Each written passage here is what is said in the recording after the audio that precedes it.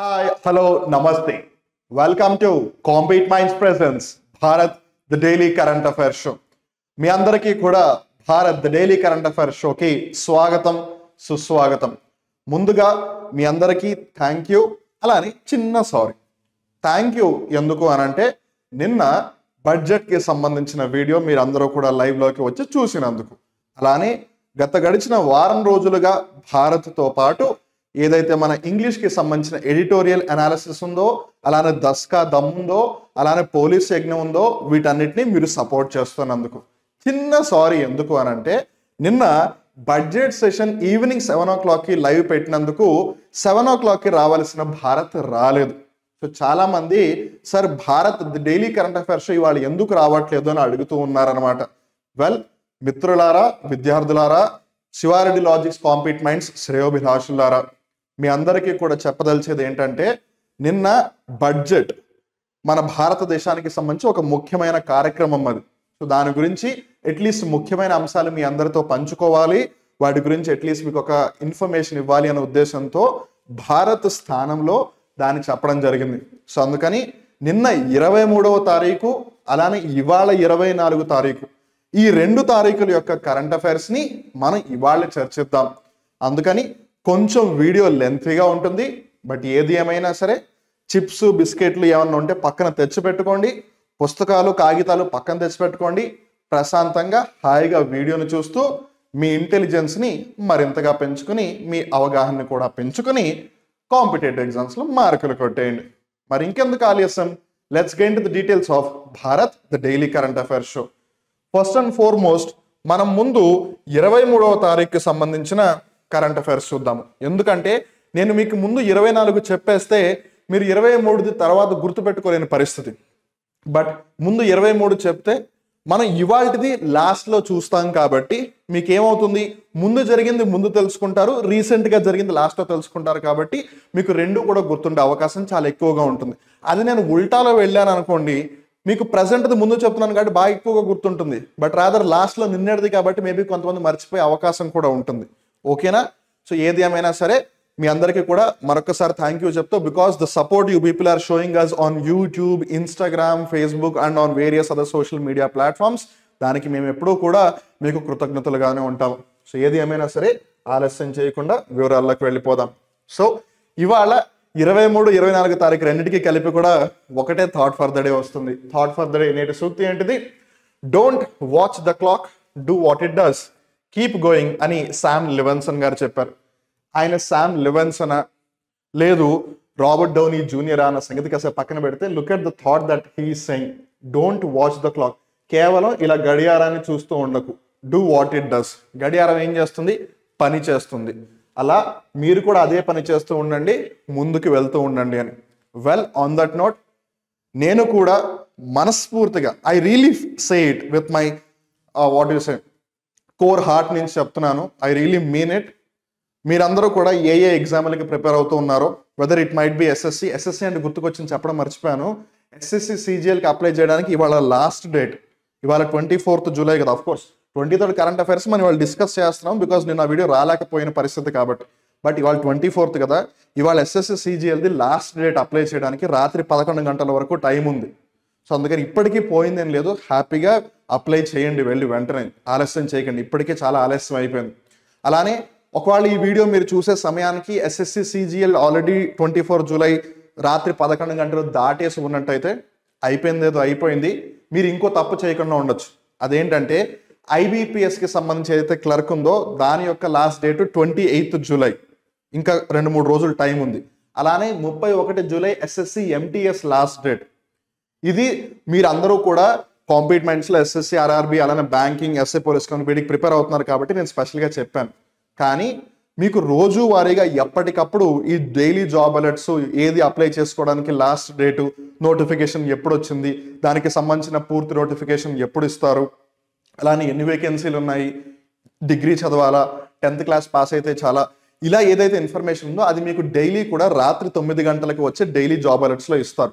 అందుకని మీరు వెంటనే ముందు ఒక పని చేయండి, శివారెడ్డి లాజిక్స్ యూట్యూబ్ ఛానల్ ఇప్పటివరకు సబ్స్క్రైబ్ చేసుకోకపోతే సబ్స్క్రైబ్ చేసుకోండి. సో దట్ రోజు రాత్రి 9 గంటలకి వచ్చే జాబ్ అలర్ట్స్ వల్ల మీకు తెలిసిన 2-3 పరీక్షలు కాకుండా ఇంకా చాలా పరీక్షల్లో మీరు ఎలిజిబుల్ అయి ఉండొచ్చు, కానీ మీకు తెలియక మేబీ అప్లై చేయకపోవచ్చు కదా. సో ఈ విధంగా మీకు తెలుస్తుంది. అట్లా మీరు ఏదో ఒక విధంగా ఖచ్చితంగా మీరు అనుకున్న గవర్నమెంట్ జాబ్ని సాధిస్తారు. ఏది ఏమైనా 9ంటికి డైలీ జాబ్ అలర్ట్స్ వస్తుంది, దాన్ని కూడా చూడండి. అలానే మరి ముఖ్యంగా ఎస్ఎస్సి వాళ్ళు ఇప్పటికైనా సరే లేట్ అయిపోయింది, ఇంకా 2-3 గంటలు మిగిలిన కాబట్టి ఇప్పుడైనా అప్లై చేయండి. సో ఏదేమైనా సరే కష్టపడుతున్నాను. So I was telling about that, right. So నేను మనస్ఫూర్తిగా చెప్పేది ఏంటంటే, మీరు ఏ పరీక్షకి ప్రిపేర్ అవుతూ ఉన్నా సరే, మీరు ఏ ఎగ్జామ్కి ప్రిపేర్ అవుతూ ఉన్నా సరే, మనస్ఫూర్తిగా మీ అందరికీ కూడా ఆల్ ది బెస్ట్ చెప్తూ, మీ అందరూ కూడా ఇలానే కష్టపడుతూ ఉండండి, ఇలానే ముందుకు వెళ్తూ ఉండండి. I really wish you people go as long as you can and as high as you can. So తర్వాత గమనిస్తే importance of the day. So ఇప్పుడు మనం ముందు 23 జూలై యొక్క ఇంపార్టెన్స్ చూద్దాం. So don't worry, you will get a clear difference. మనం 23కి సంబంధించిన అన్ని కరెంట్ అఫైర్స్ డిస్కస్ చేసిన తర్వాత 24కి వెళ్ళేటప్పుడు మీకు క్లియర్ కట్గా ఒక డిఫరెన్స్ వస్తుంది. So nothing to worry. So మనం ముందు 23 జూలై యొక్క ఇంపార్టెన్స్ చూద్దాం. సో మొదటిది వచ్చేసి national broadcasting day. So 23rd జూలైని నేషనల్ బ్రాడ్కాస్టింగ్ డే అని సెలబ్రేట్ చేసుకుంటారు. ఎందుకు నేషనల్ బ్రాడ్కాస్టింగ్ డే అని సెలబ్రేట్ చేసుకుంటున్నారు అంటే, 1927వ సంవత్సరంలో 1927లో బాంబేలో ఫర్ ద ఫస్ట్ టైం మొట్టమొదటిసారిగా రేడియో యొక్క కమర్షియల్ బ్రాడ్కాస్టింగ్ జరిగింది. అంటే ప్రజల కోసం at the very same time కమర్షియల్గా, అంటే గవర్నమెంట్ తరపున ఏదో ఒక ఇన్ఫర్మేషన్ ఇస్తున్నట్టు కాకుండా కమర్షియల్గా ఇప్పుడు ఎలా అయితే మన ఛానల్స్, టీవీ ఛానల్స్ ఉన్నాయి అట్లా అనమాట. సో అట్లా 1927లో బాంబేలో మొదలు పెట్టారు. అలానే బ్రాడ్కాస్టింగ్ దేని ద్వారా చేశారు? రేడియో ద్వారా. రేడియోని ఎవరు కనుక్కున్నారు, లేదు ఎవరు ఆవిష్కరించారు? మార్కోని. సో ఏది ఏమైనా సరే ఆ విధంగా 1927 నుంచి కూడా ఆ రోజు నుంచే మొదటిసారిగా బ్రాడ్కాస్టింగ్ అనేది మొదలైంది. బికాస్ ముందు రేడియో వచ్చింది, తర్వాత కదా టీవీ వచ్చింది, తర్వాత ఇప్పుడు ఈ కంప్యూటర్, తర్వాత ఇప్పుడు ఈ ఆన్లైన్ వచ్చింది. సో ముందు రేడియో ద్వారానే కదా బ్రాడ్కాస్టింగ్ అనే కాన్సెప్ట్కి మనం అందరూ ఇంట్రడ్యూస్ అయింది. అందుకని ఆ రోజున అంటే 23 జూలై అప్పటి నుంచి నేషనల్ బ్రాడ్కాస్టింగ్ డేగా సెలబ్రేట్ చేస్తున్నారు. సో 2024 సంవత్సరానికి సంబంధించిన థీమ్ ఏంటి అని అంటే, celebrating India's public broadcasting legacy. So ప్రజలకు ఈ బ్రాడ్కాస్టింగ్ అనే ఆస్పెక్ట్ ఏదైతే ఉందో, సమాచారాన్ని అందరికీ చెప్పే ఆస్పెక్ట్ ఏదైతే ఉందో, అది మరింతగా ముందుకు తీసుకువెళ్ళాలి. At the very same time దాన్ని మనందరం కూడా సెలబ్రేట్ చేసుకోవాలనేది ఈ 2024 సంవత్సరం యొక్క theme. So national broadcasting day ఎప్పుడు? 23 జూలై. తర్వాత చరిత్రలో, so end of the day మీకు చెప్పాము, రైట్. సో ముందు యాక్చువల్గా మనం స్టార్ట్ చేసిన only importance of the day, దాని యొక్క థీమ్ గురించి చెప్తాము అని.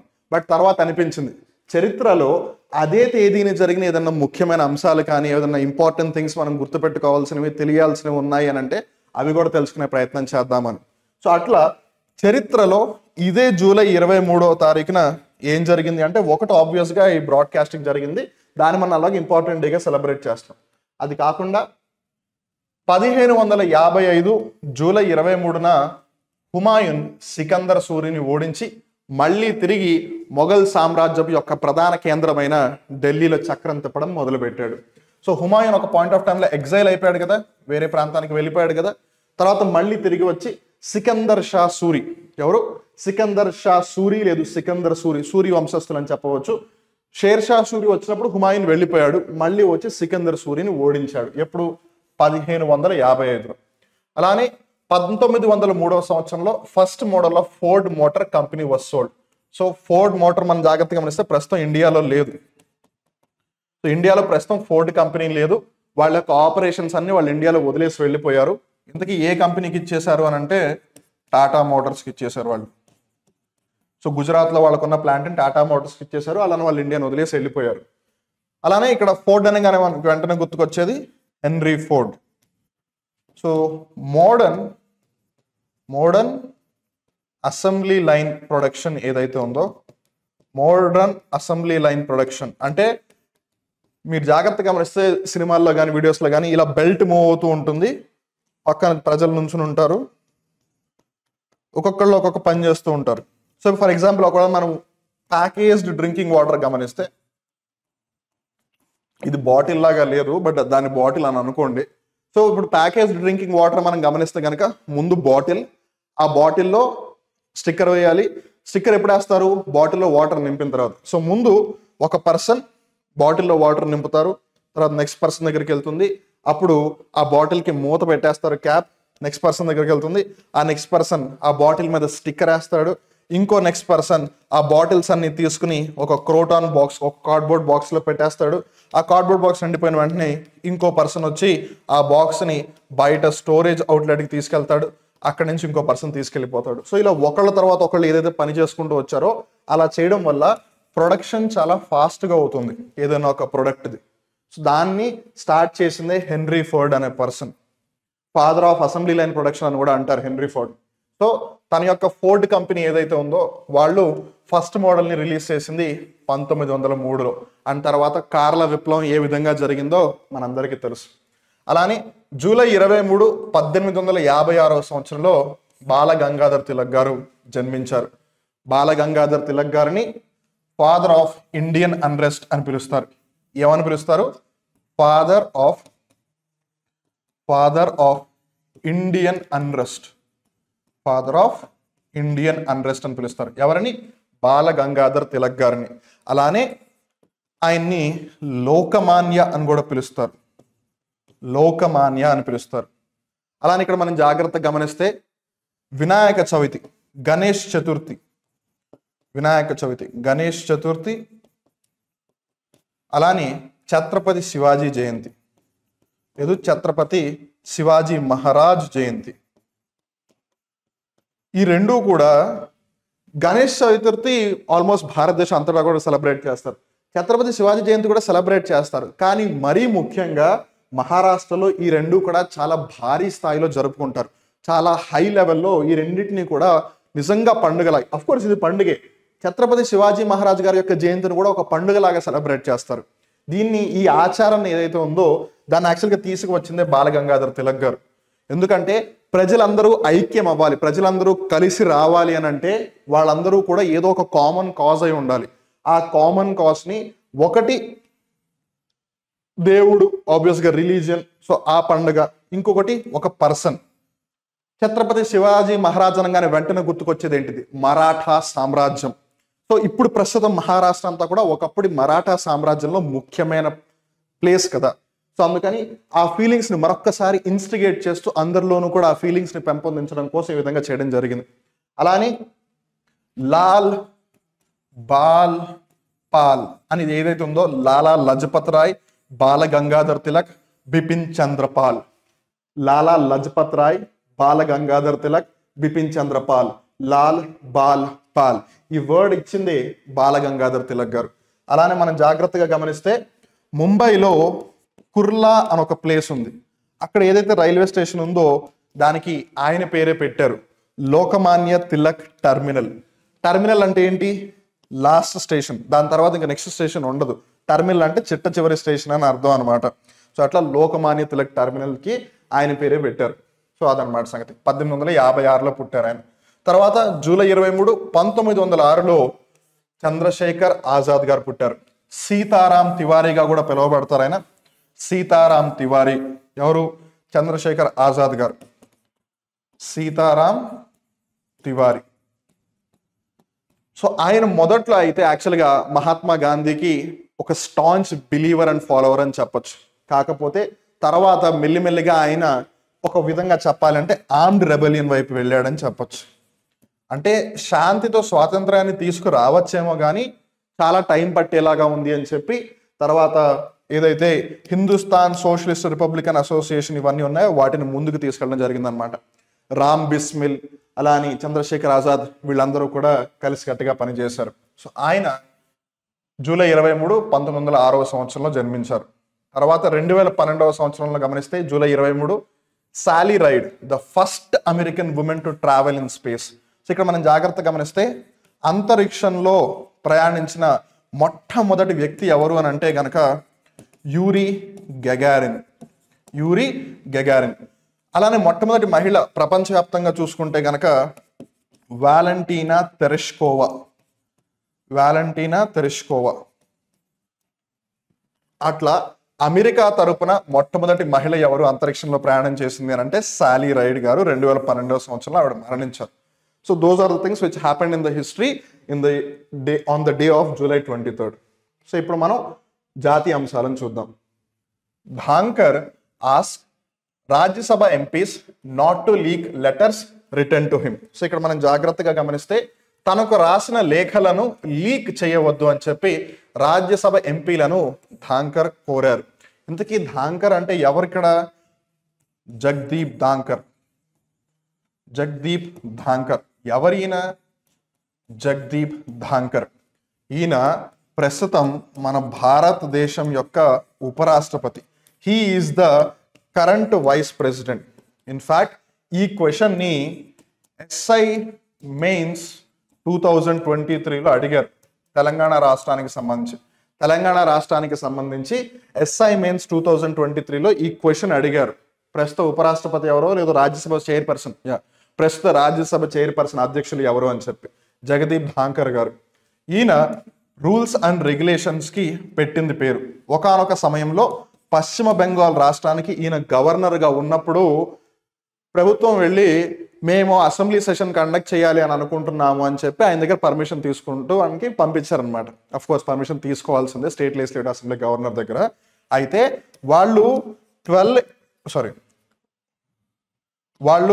12 PM అని రాయాల్సింది పోయి బై మిస్టేక్ 12 AM అని రాశారనమాట. 12 PM అంటే మధ్యాహ్నం 12 గంటలకి, 12 AM అంటే అర్ధరాత్రి 12 గంటలకి. అయితే వీళ్ళ తరపున వచ్చిన ఏదైతే ఆ లెటర్ ఉందో దాంట్లో బై మిస్టేక్ 12 PM బదులు 12 AM అని పడిపోయింది. ఇది ఈయన నోటీస్ చేశారు, అక్కడ బై మిస్టేక్ ఏమని పడినట్టుంది అని. అయినా సరే కావాలని ఆయన సైన్ పెట్టేసి అనౌన్స్ చేసేసారనమాట పబ్లిక్. ఏమని అంటే భారతదేశ చరిత్రలో మొట్టమొదటిసారి అర్ధరాత్రి 12 గంటలకి శాసనసభ సమావేశాలు జరగబోనున్నాయి అని చెప్పి. ఆయన అంతలాగా రూల్స్ అండ్ రెగ్యులేషన్స్ ఫాలో చేస్తారు. అయితే ఆయన ఇప్పుడు ఈ అంశం వార్తల్లోకి ఎందుకు వచ్చింది అంటే ఆయన ప్రజాస్వామ్యాన్ని బలంగా నమ్మే వ్యక్తుల్లో ఒకళ్ళు, డెమోక్రసీకి ఒక staunch believer and follower Jagdeep Dhankhar గారు. ఆయన ఉపరాష్ట్రపతిగా ఉన్నారు. సో ఉపరాష్ట్రపతిగా ఎవరైతే ఉంటారో వాళ్ళే రాజ్యసభకి చైర్పర్సన్ గా ఉంటారు కదా. ఇందాక క్వశ్చన్ కూడా మనం అదే చూసాము, రైట్? సో ఈయన ఏమన్నారు అంటే రాజ్యసభకి సంబంధించిన కొంతమంది పార్లమెంట్ సభ్యులు అంట, రాజ్యసభకి సంబంధించిన మెంబర్ ఆఫ్ పార్లమెంట్ ఎవరైతే ఉన్నారో వాళ్ళు వైస్ ప్రెసిడెంట్ కి అంటే రాజ్యసభ చైర్పర్సన్ కి కొన్ని లేఖలు ఉత్తరాలు రాస్తున్నారంట రిగార్డింగ్ వేరియస్ యాక్టివిటీస్. అయితే వీళ్ళు ఏం చేస్తున్నారు, వైస్ ప్రెసిడెంట్ కి రాస్తూ వాటిని ప్రెస్కో లేదు సోషల్ మీడియాకో రిలీజ్ చేసేస్తున్నారు అన్నమాట. అయితే ఈయన ఏమన్నారు, అసలు మీరు ఒక రాజ్యసభ ఎంపీ, నేను రాజ్యసభకి చైర్పర్సన్. సో మన ఇద్దరి మధ్య అధికారికంగా అంటే అఫీషియల్ పర్పస్ల మీదుగా జరిగిన ఏదైతే ఇన్ఫర్మేషన్ ట్రాన్సాక్షన్ జరిగిందో లెటర్ ద్వారా అది పబ్లిక్ ఎందుకు వెళ్తోంది అని 1. 2, కొన్నిసార్లు ఆ లెటర్ ఇంకా నా దాకే రాలేదు, మీరు ముందే సోషల్ మీడియాలో పెట్టేస్తున్నారు, మిగతా వాళ్ళందరూ వచ్చి నన్ను అడుగుతున్నారు అని. So I am not answerable to something which I'm not related to అని చెప్పి. సో అందుకని మీరు అట్లా లెటర్లని లీక్ చేయవద్దు, ముందు నాకు చెప్పండి, అలానే నాకని కాదు ఇంజనరల్గా ఎవరికి చెప్పకండి, నాకు చెప్పండి చాలు అని. ఎందుకు, డెమోక్రసీకి సంబంధించి మనం గమనిస్తే 1 డిస్కషన్,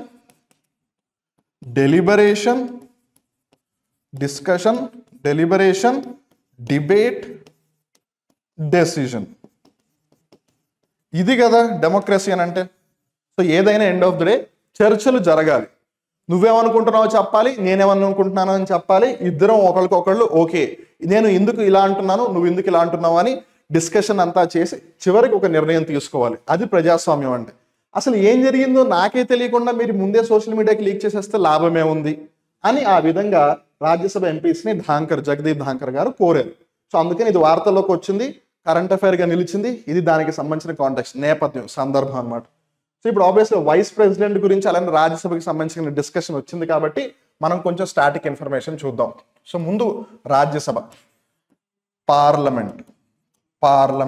సో పార్లమెంట్ అన్నప్పుడు ప్రెసిడెంట్, లోక్సభ, రాజ్యసభ ముగ్గురిని లేదు 3 వ్యవస్థలు, ప్రెసిడెంట్ రాష్ట్రపతి, లోక్సభ, రాజ్యసభ ఈ 3 వ్యవస్థలను కలిపి పార్లమెంట్ అంటారు. కాకపోతే ఇన్ జనరల్ గా లోక్సభ, రాజ్యసభ అంటారు సాధారణంగా, కానీ ప్రెసిడెంట్ కూడా అందులో ఒక భాగమే. సో మనం ఇప్పుడు రాజ్యసభ గురించి మట్టుకే డిస్కస్ చేస్తున్నాం. సో రాజ్యసభ యొక్క మాక్సిమం స్ట్రెంత్ ఎంత, 250. ఈ 250లో కూడా 238 మంది ఏమో ఎలక్ట్ అయిన వాళ్ళు, ఎన్నికైన వాళ్ళు. అండ్ వాళ్ళందరూ కూడా ఎలా ఎలక్ట్ అవుతారు, ఇండైరెక్ట్ గా ఎలక్ట్ అవుతారు. ఇండైరెక్ట్ గా అంటే ఏంటి, పరోక్షంగా ఎన్నికవడం. అంటే ప్రజలు వాళ్ళని నేరుగా ఎన్నుకుంటున్నారా? లేదు. మనం ఎవరినైతే ఎన్నుకుంటున్నామో వాళ్ళు వాళ్ళని ఎన్నుకుంటున్నారు. అంటే ఇప్పుడు మనం లోక్సభ ఎంపీలను ఎన్నుకోవచ్చు, వాళ్ళు రాజ్యసభ ఎంపీలను ఎన్నుకుంటారు. అలానే మనం లెజిస్లేటివ్ అసెంబ్లీ రాష్ట్ర శాసనసభ సభ్యులను ఎన్నుకోవచ్చు, వాళ్ళు తిరిగి తర్వాత లెజిస్లేటివ్ కౌన్సిల్ విధాన పరిషత్ సభ్యులను ఎన్నుకుంటారు. సో ఏది ఏమైనా అట్లా వాళ్ళ యొక్క ఎన్నిక పరోక్షంగా జరుగుతుంది. అలానే ఈ మిగిలిన 12 మంది ఎవరైతే ఉన్నారో వాళ్ళు నియమింపబడతారు, అంటే వాళ్ళు నామినేట్ అయిన వాళ్ళు అనమాట. ఎవరు నామినేట్ చేస్తారు వాళ్ళని? రాష్ట్రపతి నామినేట్ చేస్తారు. ఫర్ ఎగ్జాంపుల్ మనం ఉదాహరణకి తీసుకున్నట్టయితే సుధామూర్తి గారు ఎవరివిడ? సుధామూర్తి గారు ఇన్ఫోసిస్ సంస్థ యొక్క ఫౌండర్, అలానే ఎక్స్ చైర్మన్ అయిన నారాయణమూర్తి గారి యొక్క ధర్మపత్ని ఈవిడని రాజ్యసభకి నామినేట్ చేశారు. ఎవరు నామినేట్ చేశారు? ద్రౌపది ముర్ము గారు. సో అది విషయం అనమాట. అట్లా 12 మంది నామినేట్ చేస్తారు. ఒకప్పుడు సచిన్ టెండూల్కర్ గారు వీళ్ళందరూ కూడా అలానే నామినేట్ అయిన వాళ్ళు అనమాట. కానీ ప్రస్తుతం రాజ్యసభ యొక్క స్ట్రెంత్ ఎంత అంటే 245. సో రాజ్యసభ యొక్క టోటల్ స్ట్రెంత్ వచ్చేసి మాక్సిమం స్ట్రెంత్ వచ్చి 250, బట్ ప్రస్తుతం ఉన్నది 245. సో 12 అంటే ఎలక్ట్ అయిన వాళ్ళు 233 మంది. అలానే ఇది రాష్ట్రాలను బట్టి మారిపోతూ ఉంటుంది ఈ number. End of the day country పరంగా మొత్తం చూసుకునే నెంబర్ ఒకటే, కానీ రాజ్యసభ యొక్క సీట్ల పరంగా చూసుకుంటే స్టేట్ ఒకవేళ పెద్దదైతే ఎక్కువ రాజ్యసభ ఎంపీలు ఉంటారు, స్టేట్ ఒకవేళ చిన్నదైతే తక్కువ రాజ్యసభ సభ్యులు ఉంటారు అన్నమాట. అలానే వీళ్ళకి సంబంధించిన ఒక షెడ్యూల్ కూడా ఉంది, 4వ షెడ్యూల్. అది దేని గురించి ప్రస్తావిస్తుంది? Deals with allocation of seats in Rajya Sabha. రాజ్యసభలో ఏవైతే సీట్లు ఉన్నాయో దానికి సంబంధించి ప్రస్తావిస్తుంది 4వ schedule. They are elected by the elected representatives of the state legislative assemblies using a method of proportional representation. Fine. So ఇక్కడ మనం జాగ్రత్తగా గమనిస్తే మనం ఇందాక అనుకున్నాం కదా పరోక్షంగా ఎన్నికవుతారు అని, అది సంగతి. అలానే nature of the house, it is a permanent house, అంటే కంటిన్యూయింగ్ ఛాంబర్ అని పిలుస్తారు. So which of the following houses or which of the following institutions is called as continuing chamber అని అడిగే అవకాశం ఉంటుంది. ఎందుకు? రాజ్యసభ శాశ్వత సభ, ఒక పర్మనెంట్ హౌస్, అంటే అది ఎప్పుడు కూడా డిజాల్వ్ అయ్యి అంటే రద్దు అయ్యే అవకాశం లేదు. చైర్పర్సన్ ఉపరాష్ట్రపతిగా ఎవరైతే ఉంటారో వాళ్ళే రాజ్యసభకి చైర్పర్సన్ గా ఉంటారు. అలానే గుర్తుపెట్టుకోవాల్సిన విషయం ఏమిటి అని అంటే ఉపరాష్ట్రపతి రాజ్యసభలో సభ్యులు కాదు, అయినా సరే రాజ్యసభకి అధ్యక్షులుగా ఉంటారు. వేరాజ్ మనం ఒకవేళ లోక్సభని కన్సిడర్ చేస్తే లోక్సభకి స్పీకర్ ఉంటారు. స్పీకర్ లోక్సభలో ఒక సభ్యుడే, ఎవరో ఒకళ్ళని ఎన్నుకుంటారు. కానీ రాజ్యసభ చైర్పర్సన్ ఎవరైతున్నారో వాళ్ళని ఎన్నుకోరు, డైరెక్ట్గా వైస్ ప్రెసిడెంటే అనమాట. అలానే డిప్యూటీ చైర్పర్సన్ ఒకవేళ రాజ్యసభ యొక్క ఉపాధ్యక్షులను కన్సిడర్ చేస్తే వాళ్ళని రాజ్యసభలోంచి ఎన్నుకుంటారు అనమాట. అలానే ఎప్పుడైతే చైర్పర్సన్ అవైలబుల్గా లేదు ఆ పదవి ఖాళీగా ఉందో, లేదు ఉపరాష్ట్రపతి ఒకవేళ రాష్ట్రపతి లాగా బాధ్యతలు చేపడుతూ ఉంటే అప్పుడు డిప్యూటీ చైర్పర్సన్ లాగా బాధ్యతలు నిర్వహిస్తారు. ఎప్పుడైతే డిప్యూటీ చైర్పర్సన్ లాగా బాధ్యతలు వ్యవహరిస్తారో అప్పుడు తను ఇన్ జనరల్గా ఓటు వేయలేడు, ఓన్లీ కాస్టింగ్ ఓటు అంటే నిర్ణయాత్మక ఓటు మటుకే వేయగలడు. ఇన్ జనరల్గా కూడా చైర్పర్సన్ ఓటు వేయలేరు. అలా ఇప్పుడు డిప్యూటీ చైర్పర్సన్ మామూలుగా అయితే సభ్యుడే కదా, సో అందుకని ఓటు వేస్తాడు. కానీ డిప్యూటీ చైర్పర్సన్ ఎప్పుడైతే చైర్పర్సన్ లాగా యాక్ట్ చేస్తాడో అప్పుడు నార్మల్ ఓటు ఉండదు, ఓన్లీ కాస్టింగ్ ఓటు మటుకే ఉంటుంది. అలానే ఇప్పటి వరకు భారతదేశానికి ఉన్న ఉపరాష్ట్రపతులు అలానే వాళ్ళు ఉన్న టర్మ్స్ చూస్తే టర్మ్స్ మీరు గమనించవచ్చు, బికాజ్ నథింగ్ టు వరీ. ఈ పీడిఎఫ్ ఏదైతే ఉందో అది శివారెడ్డి లాజిక్స్ యొక్క టెలిగ్రామ్ ఛానల్లో అప్లోడ్ చేస్తాము. So nothing to worry about it. So ఉపరాష్ట్రపతుల యొక్క జాబితాను గమనిస్తే సర్వేపల్లి రాధాకృష్ణన్ గారు, జాకిర్ హుసేన్ గారు, వివి గిరి వరహాగిరి వెంకటగిరి గారు, గోపాల్ స్వరూప్ పాఠక్ గారు, జిఎస్ పాఠక్ అని కూడా పిలుస్తారు ఆయన్ని, బిడి జట్టి గారు, జస్టిస్ మహమ్మద్ హిదైతుల్లా గారు. ఇక్కడ మనం జాగ్రత్త గమనిస్తే స్వాతంత్ర భారతదేశంలో ఇండిపెండెంట్ ఇండియాలో chief justice of India, vice president, అలానే ప్రెసిడెంట్ అంటే సుప్రీంకోర్టు యొక్క ప్రధాన న్యాయమూర్తి, అలానే ఉపరాష్ట్రపతి, అలానే రాష్ట్రపతి, ఈ 3 పదవులు. అఫ్ కోర్స్ రాష్ట్రపతి ప్రాపర్ ప్రెసిడెంట్ లాగా కాదు, ఒక యాక్టింగ్ ప్రెసిడెంట్ లాగా అని చెప్పొచ్చు. ఏది ఏమైనా ఈ 3 పదవులకి సంబంధించిన బాధ్యతలు చేపట్టిన ఒకే ఒక్క భారత పౌరుడు జస్టిస్ మహమ్మద్ హిదైతుల్లా గారు. అలా తర్వాత ఆర్ వెంకటరామన్ గారు, శంకర్ దయాల్ శర్మ గారు, తర్వాత కేఆర్ నారాయణ గారు, కృష్ణన్ కాంత్ గారు, భైరవ్ సింగ్ షకావత్ గారు, మహమ్మద్ హమీద్ అన్సారీ గారు, వెంకయ్య నాయుడు గారు, జగదీప్ ధాంకర్ గారు. సో ప్రస్తుతం ఈయన ఉపరాష్ట్రపతి అన్నమాట. So that is the thing. So తర్వాత మనం గమనిస్తే రిమెంబర్, గుర్తుపెట్టుకోండి, this was the current affair which came in the news. దానికి సంబంధించిన కాంటెక్స్ట్ చూసాము, అలానే దానికి సంబంధించిన కొంచెం స్టాటిక్ ఇన్ఫర్మేషన్ కూడా చూస్తూ ఉన్నాము. తర్వాత supreme court directs IIT Delhi to solve ambiguous NEET question. ఈ వర్డ్ ఇంగ్లీష్ వొకాబులరీకి సంబంధించింది అని చెప్పొచ్చు. అంబిగ్యువస్ అంటే ఏంటి? అంబిగ్యువస్ అంటే ఏంటి? అన్సర్టెన్ గా ఉంది అని అర్థం అన్నమాట. అంటే ప్రాపర్ గా ఒక ఐడియా రావట్లేదు అని అర్థం. సింపుల్ గా చెప్పాలి అంటే కన్ఫ్యూజింగ్ గా ఉంది అని అర్థం. అంటే క్లారిటీ లేనిది అని అర్థం అంబిగ్యువస్ అంటే. సో నీట్ పరీక్షలో ఒక ప్రశ్నకి సంబంధించి క్లారిటీ లేదంట. ఆ ప్రశ్న ఏంటిది మనకు అనవసరం, కానీ దాన్ని సాల్వ్ చేయమని చెప్పి సుప్రీంకోర్టు ఐఐటి ఢిల్లీకి ఆదేశం ఇచ్చింది. సో ఇప్పుడు వార్తల్లో నిలిచింది ఏంటి? ఒకటి సుప్రీంకోర్టు, రెండవది ఐఐటి ఢిల్లీ, మూడవది నీట్. సో నీట్ని ఎవరు కండక్ట్ చేస్తున్నారు? National testing agency.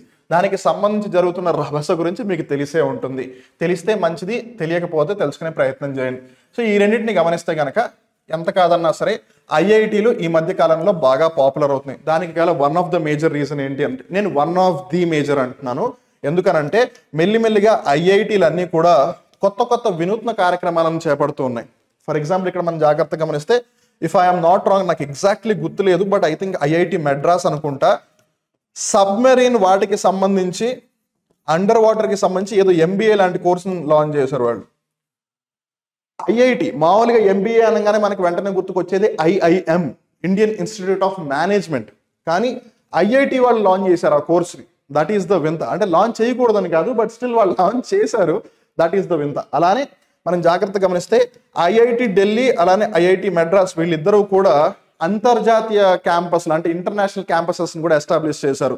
సో ఆ విధంగా మనం ఎప్పుడు మాట్లాడుకుంటూ ఉంటాం, గొప్ప గొప్ప యూనివర్సిటీస్లు అన్నీ ఉంటే ఈ Harvard, Cambridge, Massachusetts Institute of Technology, లేదు మిషిగన్ యూనివర్సిటీ, లేదు పర్డ్యూ, లేదు విస్కాన్సిన్, లేదు స్టాన్ఫర్డ్, ఆక్స్ఫర్డ్, ఇవే పేర్లు చెప్తూ ఉంటాం. ఇప్పుడు అలా కాకుండా ఒక పెద్ద ఇన్స్టిట్యూషన్ అవ్వాలి అంటే దాని యొక్క బ్రాంచ్ని ఇంకో చోట ఎస్టాబ్లిష్ చేసినప్పుడు అది పెద్ద ఇన్స్టిట్యూట్ అవుతుంది ఇన్షియల్గా ఒక వేలో. సో అట్లా ఐఐటి ఢిల్లీ అలానే ఐఐటి మెడ్రాస్ కూడా లాంచ్ చేస్తాయన్నమాట. సో ఇక్కడ మీరు గమనించవచ్చు 2 ఇంటర్నేషనల్ క్యాంపసెస్ అని ఉంది కదా. ఒకటి అబుదాబిలో ఉంది. అబుదాబి అంటే ఏంటి? యుఏఈ యొక్క క్యాపిటల్, యునైటెడ్ అరబ్ ఎమిరేట్స్ యొక్క రాజధాని అబుదాబి. తర్వాత జాన్జిబర్, ఇది టాంజానియాలో ఉంది. ఓకే, ఈ అబుదాబిలో ఐఐటి ఢిల్లీ తన యొక్క అంతర్జాతీయ క్యాంపస్ను ఓపెన్ చేసింది. ఈ జాన్జిబర్లో మద్రాస్, ఐఐటి మద్రాసు దాని యొక్క అంతర్జాతీయ క్యాంపస్ను ఓపెన్ చేసింది. సో అట్లా ఐఐటీలు ఇప్పుడు కేవలం భారతదేశంలో మట్టుకే కాదు అంతర్జాతీయ స్థాయిలో కూడా ఖ్యాతిని గాంచుతూ ఉన్నాయి. కాబట్టి it sort of becomes important. అలానే ఐఐటికి సంబంధించి మనం జాగ్రత్తగా గమనిస్తే మోస్ట్లీ ఇన్ జనరల్గా చెప్తున్నాను, రాష్ట్రానికి ఒకటే ఉంటుంది. ఒక యూపీలోనే 2 ఐఐటీలు ఉన్నాయి. We'll get to know that. ఒక్క ఉత్తరప్రదేశ్ రాష్ట్రంలోనే 2 ఐఐటీలు ఉన్నాయి. మిగిలిన అన్ని రాష్ట్రాల్లో కూడా ఒక్కొక్కటే ఉంది. దానివల్ల అక్కడ చదవాలని విద్యార్థుల యొక్క కోరిక ఎక్కువైపోతుంది, కానీ సీట్లు మటుకు పెరగట్లేదు అన్ఫార్చునేట్లీ. సో ఏది ఏమైనా సరే ఐఐటీస్ గురించి కొంచెం తెలుసుకుంటే మంచిది. బికాస్ మనకి గ్యారంటీగా తెలియదు ప్రశ్న ఎక్కడి నుంచైనా రావచ్చు. అది నిజంగానే ఒక స్టాటిక్ ప్రశ్న లేదు డైనమిక్ క్వశ్చన్ అనే సంగతి మనకి తెలియదు. So we should be ready in all the ways possible. మనం ఎప్పుడైతే అన్ని విషయాలు తెలుసుకుని అన్ని విధాలుగా రెడీగా ఉంటామో అప్పుడు సమస్య ఏ విధంగా వచ్చినా సరే మనం పరిష్కరించడానికి సిద్ధంగా ఉంటాం. సో ఐఐటి ఏంటి? Indian Institute of technology. దీని యొక్క స్థాపన ఎప్పుడు జరిగింది? 15 మే 1950లో జరిగింది. And established on the recommendations of Nalini Ranjan Sarkar committee. So ఐఐటీలను స్థాపించడానికి ఏ కమిటీ సలహా సూచనలు ఇచ్చింది అని అంటే నళిని రంజన్ సర్కార్ కమిటీ, ఎన్ఆర్ సర్కార్ కమిటీ అని కూడా పిలుస్తారు. ఈ కమిటీలో 22 మంది సభ్యులు ఉన్నారు. ఆ కమిటీ చెప్పింది ఎలా అయితే ప్రపంచంలో Massachusetts Institute of Technology, Oxford, Cambridge, Harvard ఇలా ఏవైతే పెద్ద పెద్ద విశ్వవిద్యాలయాలు ఉన్నాయో అలా మన భారతదేశంలో కూడా మరీ ముఖ్యంగా టెక్నికల్ ఎడ్యుకేషన్కి సంబంధించి ఒక స్టాండర్డ్ ఇన్స్టిట్యూట్ ఉండాలి అని చెప్పి అప్పుడు వచ్చిందే ఈ ఐఐటి. అలానే అన్నిటికంటే పురాతనమైన ఐఐటి లేదు మొట్టమొదటి ఐఐటి ఏది అని అంటే నేను చెప్పను, కాసేపు ఆగి చెప్తాను. మీకు ఒకవేళ తెలిస్తే కానీ ఈ లోపల కామెంట్ చేసి చెప్పండి. సో ఐఐటీస్ ఏ మంత్రిత్వ శాఖ ఆధ్వర్యంలో పనిచేస్తున్నాయి అని అంటే ministry of education, government of India, అంటే కేంద్ర విద్యా మంత్రిత్వ శాఖ యొక్క ఆధ్వర్యంలో పనిచేస్తుంది. అలానే దీన్ని ఏ విధంగా గవర్న్ చేస్తున్నారు? ఇన్స్టిట్యూట్స్ ఆఫ్ టెక్నాలజీ యాక్ట్ 1961 ప్రకారం వీటిని పర్యవేక్షిస్తూ ఉన్నారనమాట. అలానే ఈ ఐఐటీలు అన్నిటికీ సంబంధించి ఒక ఐఐటి కౌన్సిల్ కూడా ఉంది. So end of the day ప్రతి ఐఐటి కూడా ఒక అటానమస్ ఇన్స్టిట్యూషనే. కానీ ఎన్ని ఐఐటీలు ఉన్నాయి మొత్తం ఇండియాలో?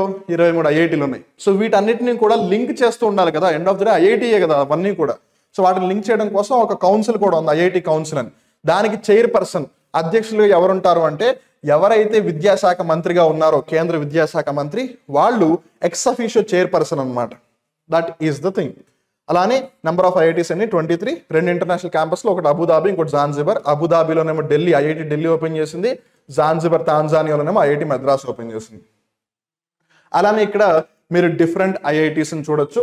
సో ఇక్కడ ఐఐటీస్ చూడొచ్చు, అవి ఏ సంవత్సరంలో ఎస్టాబ్లిష్ అయ్యాయో చూడొచ్చు, వాటిని ఏ అబ్రివేషన్తో పిలుస్తున్నారని చూడొచ్చు, అలానే అవి ఏ రాష్ట్రంలో ఉన్నాయనేది కూడా చూడొచ్చు. సో ఇందాక నేను మిమ్మల్ని ఏమడిగాను, మొట్టమొదటి ఐఐటి ఏది అని అడిగాను. మొట్టమొదటి ఐఐటి వచ్చేసి ఐఐటి ఖరగ్పూర్. కొంతమంది దాన్ని ఐఐటి ఖడగ్పూర్ అని అంటూ ఉంటారు, కంగారు పడాల్సిన అవసరం ఏమీ లేదు. ఐఐటి ఖరగ్పూర్ అది.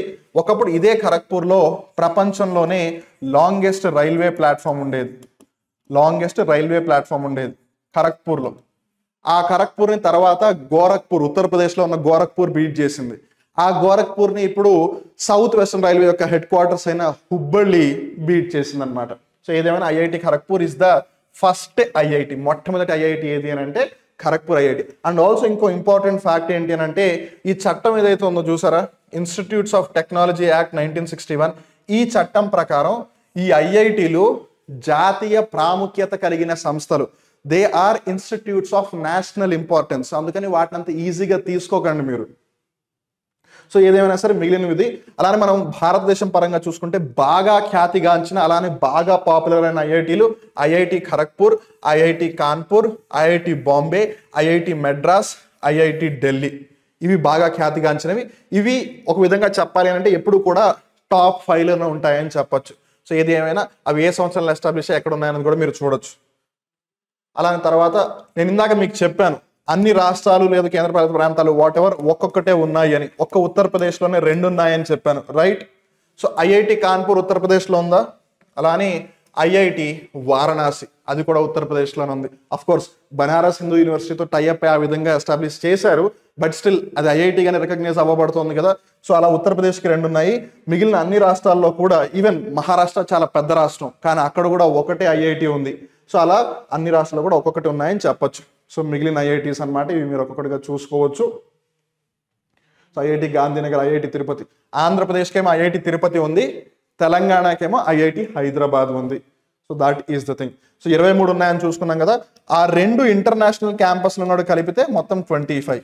సో ఇక్కడ మనం జాగ్రత్తగా గమనిస్తే ఐఐటీస్కి ఒక విధంగా డిమాండ్ అంత ఎక్కువగా ఉండడానికి గల కారణం ఏంటంటే అది రాష్ట్రానికి ఒకటే ఉంది కాబట్టి ఆబ్వియస్లీ డిమాండ్ ఎక్కువగా ఉంటుంది. అండ్ మోరోవర్ ఇన్ని 23 ఐఐటీలు ఉన్నా సరే ఎక్కువ మంది కేవలం ఈ 5 ఐఐటీస్లోనే చదవడానికి ఎక్కువగా ప్రిఫరెన్స్ ఇస్తారు. That is also very big problem అని చెప్పొచ్చు.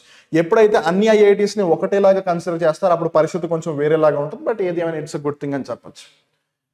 తర్వాత వచ్చేసి west Bengal Raj Bhavan fines to newly elected TMC MLAs over illegal స్వేరింగ్ in ceremony. So ఇక్కడ మనం జాగ్రత్తగా గమనిస్తే ఎండ్ ఆఫ్ ది డే ఎవరైనా సరే ఎమ్మెల్యేగా వాళ్ళు రిప్రజెంట్ చేయాలి అని అంటే, రిప్రజెంట్ ఎక్కడ చేస్తారు, వాళ్ళు ప్రతినిధిత్వం ఎక్కడ వహిస్తారు? అసెంబ్లీలో.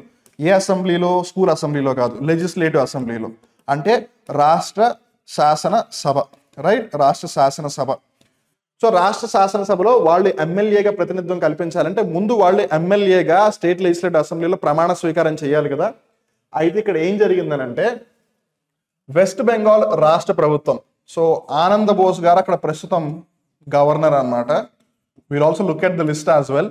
ఆనంద్ బోస్ గారు ప్రస్తుతం పశ్చిమ బెంగాల్ రాష్ట్రానికి గవర్నర్. ఆయన గవర్నర్. అయితే ఏం జరిగింది అక్కడ, ఇప్పుడు గవర్నర్ ఎక్కడైతే ఉంటారో దాన్ని రాజ్ భవన్ అని పిలుస్తారనమాట. సో రాజ్యం అంటే స్టేట్కి హెడ్ ఎవరు? Constitution head governor. సో ఆయన ఎక్కడైతే ఉంటారో దాన్ని రాజ్ భవన్ అని పిలుస్తారు. ఈవెన్ మీరు తెలంగాణ రాష్ట్రానికి సంబంధించి చూస్తే కనుక రాజ్ భవన్ రోడ్ అని ఖైరతాబాద్ దగ్గర ఉంటుంది, రైట్? సో ఆ రాజ్ భవన్ కార్యాలయం ఫైన్ వేసింది ఇద్దరికి. అండ్ వాళ్ళు కొత్తగా ఎలక్ట్ అయిన ఎమ్మెల్యేస్ టీఎంసీ పార్టీ, అంటే తృణమూల్ కాంగ్రెస్ పార్టీ. దీని యొక్క అధ్యక్షురాలు ఎవరు? మమతా బెనర్జీ గారు. మమతా బెనర్జీ గారు. సో ఇప్పుడు ప్రస్తుతం వాళ్లే కదా పశ్చిమ బెంగాల్ రాష్ట్రంలో గవర్నమెంట్ ఫామ్ చేసింది, మమతా బెనర్జీ గారు. ఆవిడ పార్టీ అన్నమాట టీఎంసీ, తృణమూల్ కాంగ్రెస్.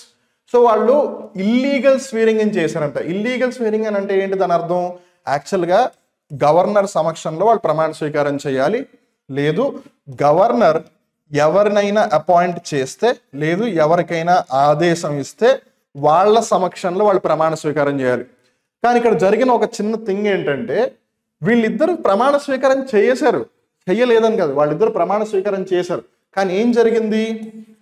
వాళ్ళు స్పీకర్ ముందు ప్రమాణ స్వీకారం చేశారు. కానీ గవర్నర్ చెప్పింది ఏంటి? మీరు ప్రమాణ స్వీకారం డిప్యూటీ స్పీకర్ సమక్షంలో చేయండి అని. సో గవర్నర్ ముందైనా చేయాలి, లేదు గవర్నర్ ఎవరి పేరైతే చెప్తారో రిఫర్ చేస్తారో వాళ్ళ సమక్షంలో చేయాలి. సో గవర్నర్ డిప్యూటీ స్పీకర్ సమక్షంలో ప్రమాణ స్వీకారం చేయమంటే మీరు వెళ్ళి స్పీకర్ సమక్షంలో చేశారు అని. అందుకని వాళ్ళకి ఫైన్ వేశారు. ఫైన్ ఎంత వేశారు తెలుసా? 500 రూపాయలు. ఎస్, మీరు విన్నది నిజమే, 500 రూపాయలు. అండ్ ఇక్కడ పాయింట్ జస్ట్ 500 రూపాయలు కాదు, వాళ్ళు రాజ్యాంగానికి విరుద్ధంగా వెళ్ళారు అని అన్నమాట. అలానే ఈ పర్సన్ అడిగారు, అసలు స్పీకర్ ఉన్నప్పుడు మీరెందుకు చేయించారు అని. డిప్యూటీ స్పీకర్ ఏమంటున్నారు? ఒకటి, నాకు గవర్నర్ ఆదేశం ఇచ్చారు అని. కానీ స్పీకర్ ఉన్నారు కదా, నేనెందుకు, మీరు స్పీకర్ సమక్షంలోనే ప్రమాణ స్వీకారం చేయమని చెప్పారు అని చెప్పి వాళ్ళిద్దరు చెప్తున్నారు. సో ఇప్పుడు దాన్ని ఎలా సార్ట్అవుట్ చేస్తారని తెలియదు, కానీ దట్ ఈస్ ద థింగ్ అనమాట. సో ఏది ఏమైనా ఇప్పుడు ఆబ్వియస్గా గవర్నర్ అనే ఆస్పెక్ట్ వచ్చింది కాబట్టి ఖచ్చితంగా అడిగే అవకాశం ఉంటుంది. సో ఏది ఏమైనా సరే ఈ గవర్నర్ లిస్ట్ ఏదైతే ఉందో మనం ఆల్రెడీ చూసాం, ఇంతకుముందు మనం వేరియస్ కరెంట్ అఫైర్స్ డిస్కస్ చేస్తూ ఉన్నప్పుడు వాటిలో చూసాము. But end of the day compete minds, Shiva Reddy logics ఎప్పుడు కూడా బిలీవ్ చేసేది ఏంటిది? ఏదో ఒక కరెంట్ అఫైర్ ఫ్రీక్వెంట్గా రిపీట్ అవుతూనే ఉంటుంది. ఆ కరెంట్ అఫైర్స్కి సంబంధించి నా పర్సన్ పేరు, లేదు ప్లేస్ పేరు, లేదు ఇన్స్టిట్యూషనో, లేదు ఆ ఇన్స్టిట్యూషన్స్ యొక్క పవర్స్ అండ్ ఫంక్షన్సో, లేదు ఆ పర్సన్ యొక్క పవర్స్ అండ్ ఫంక్షన్సో, లేదు ఆ పర్సన్కి సంబంధించిన సిగ్నిఫికెన్సో, ఆ ఇన్స్టిట్యూషన్కి సంబంధించిన సిగ్నిఫికెన్స్, ఏదో ఒకటి అవే అడుగుతారు కదా. సో అట్లా ఉన్నప్పుడు వీటిలో కొన్ని ఫ్రీక్వెంట్గా వస్తూ ఉండొచ్చు కదా. ఇప్పుడు ఫర్ ఎగ్జాంపుల్ వెస్ట్ బెంగాల్ ఉంది, వెస్ట్ బెంగాల్ గవర్నర్ ఏదో ఒక డిబేటో వాట్ ఎవర్ జరిగిందని అనుకుందాం, ఫ్రీక్వెంట్గా డిస్కషన్లోకి వస్తూ ఉన్నారు. సో అట్లా అప్పుడు గవర్నర్ అనే ఆస్పెక్ట్ ఎప్పుడు వార్తల్లోనే ఉంటుంది కదా. సో అట్లా అందుకని ఈ స్టాటిక్ ఇన్ఫర్మేషన్ అలా కంటెంట్ ఎప్పుడు వచ్చినా సరే మీరు రివైజ్ చేసుకుంటుంటే మీకు ఈజీగా ఉంటుంది. అలానే వీటిలో ఇఫ్ ఇన్ కేస్ భవిష్యత్తులో ఏమైనా మార్పులు చేర్పులు జరిగినా సరే మీరు దానికి తగ్గట్టుగా చేంజెస్ చేసుకోండి. అలానే ఈ పీడిఎఫ్ని నేను ఇందాక చెప్పినట్టుగా శివారెడ్డి లాజిక్స్ టెలిగ్రామ్ ఛానల్లో పోస్ట్ చేస్తారు.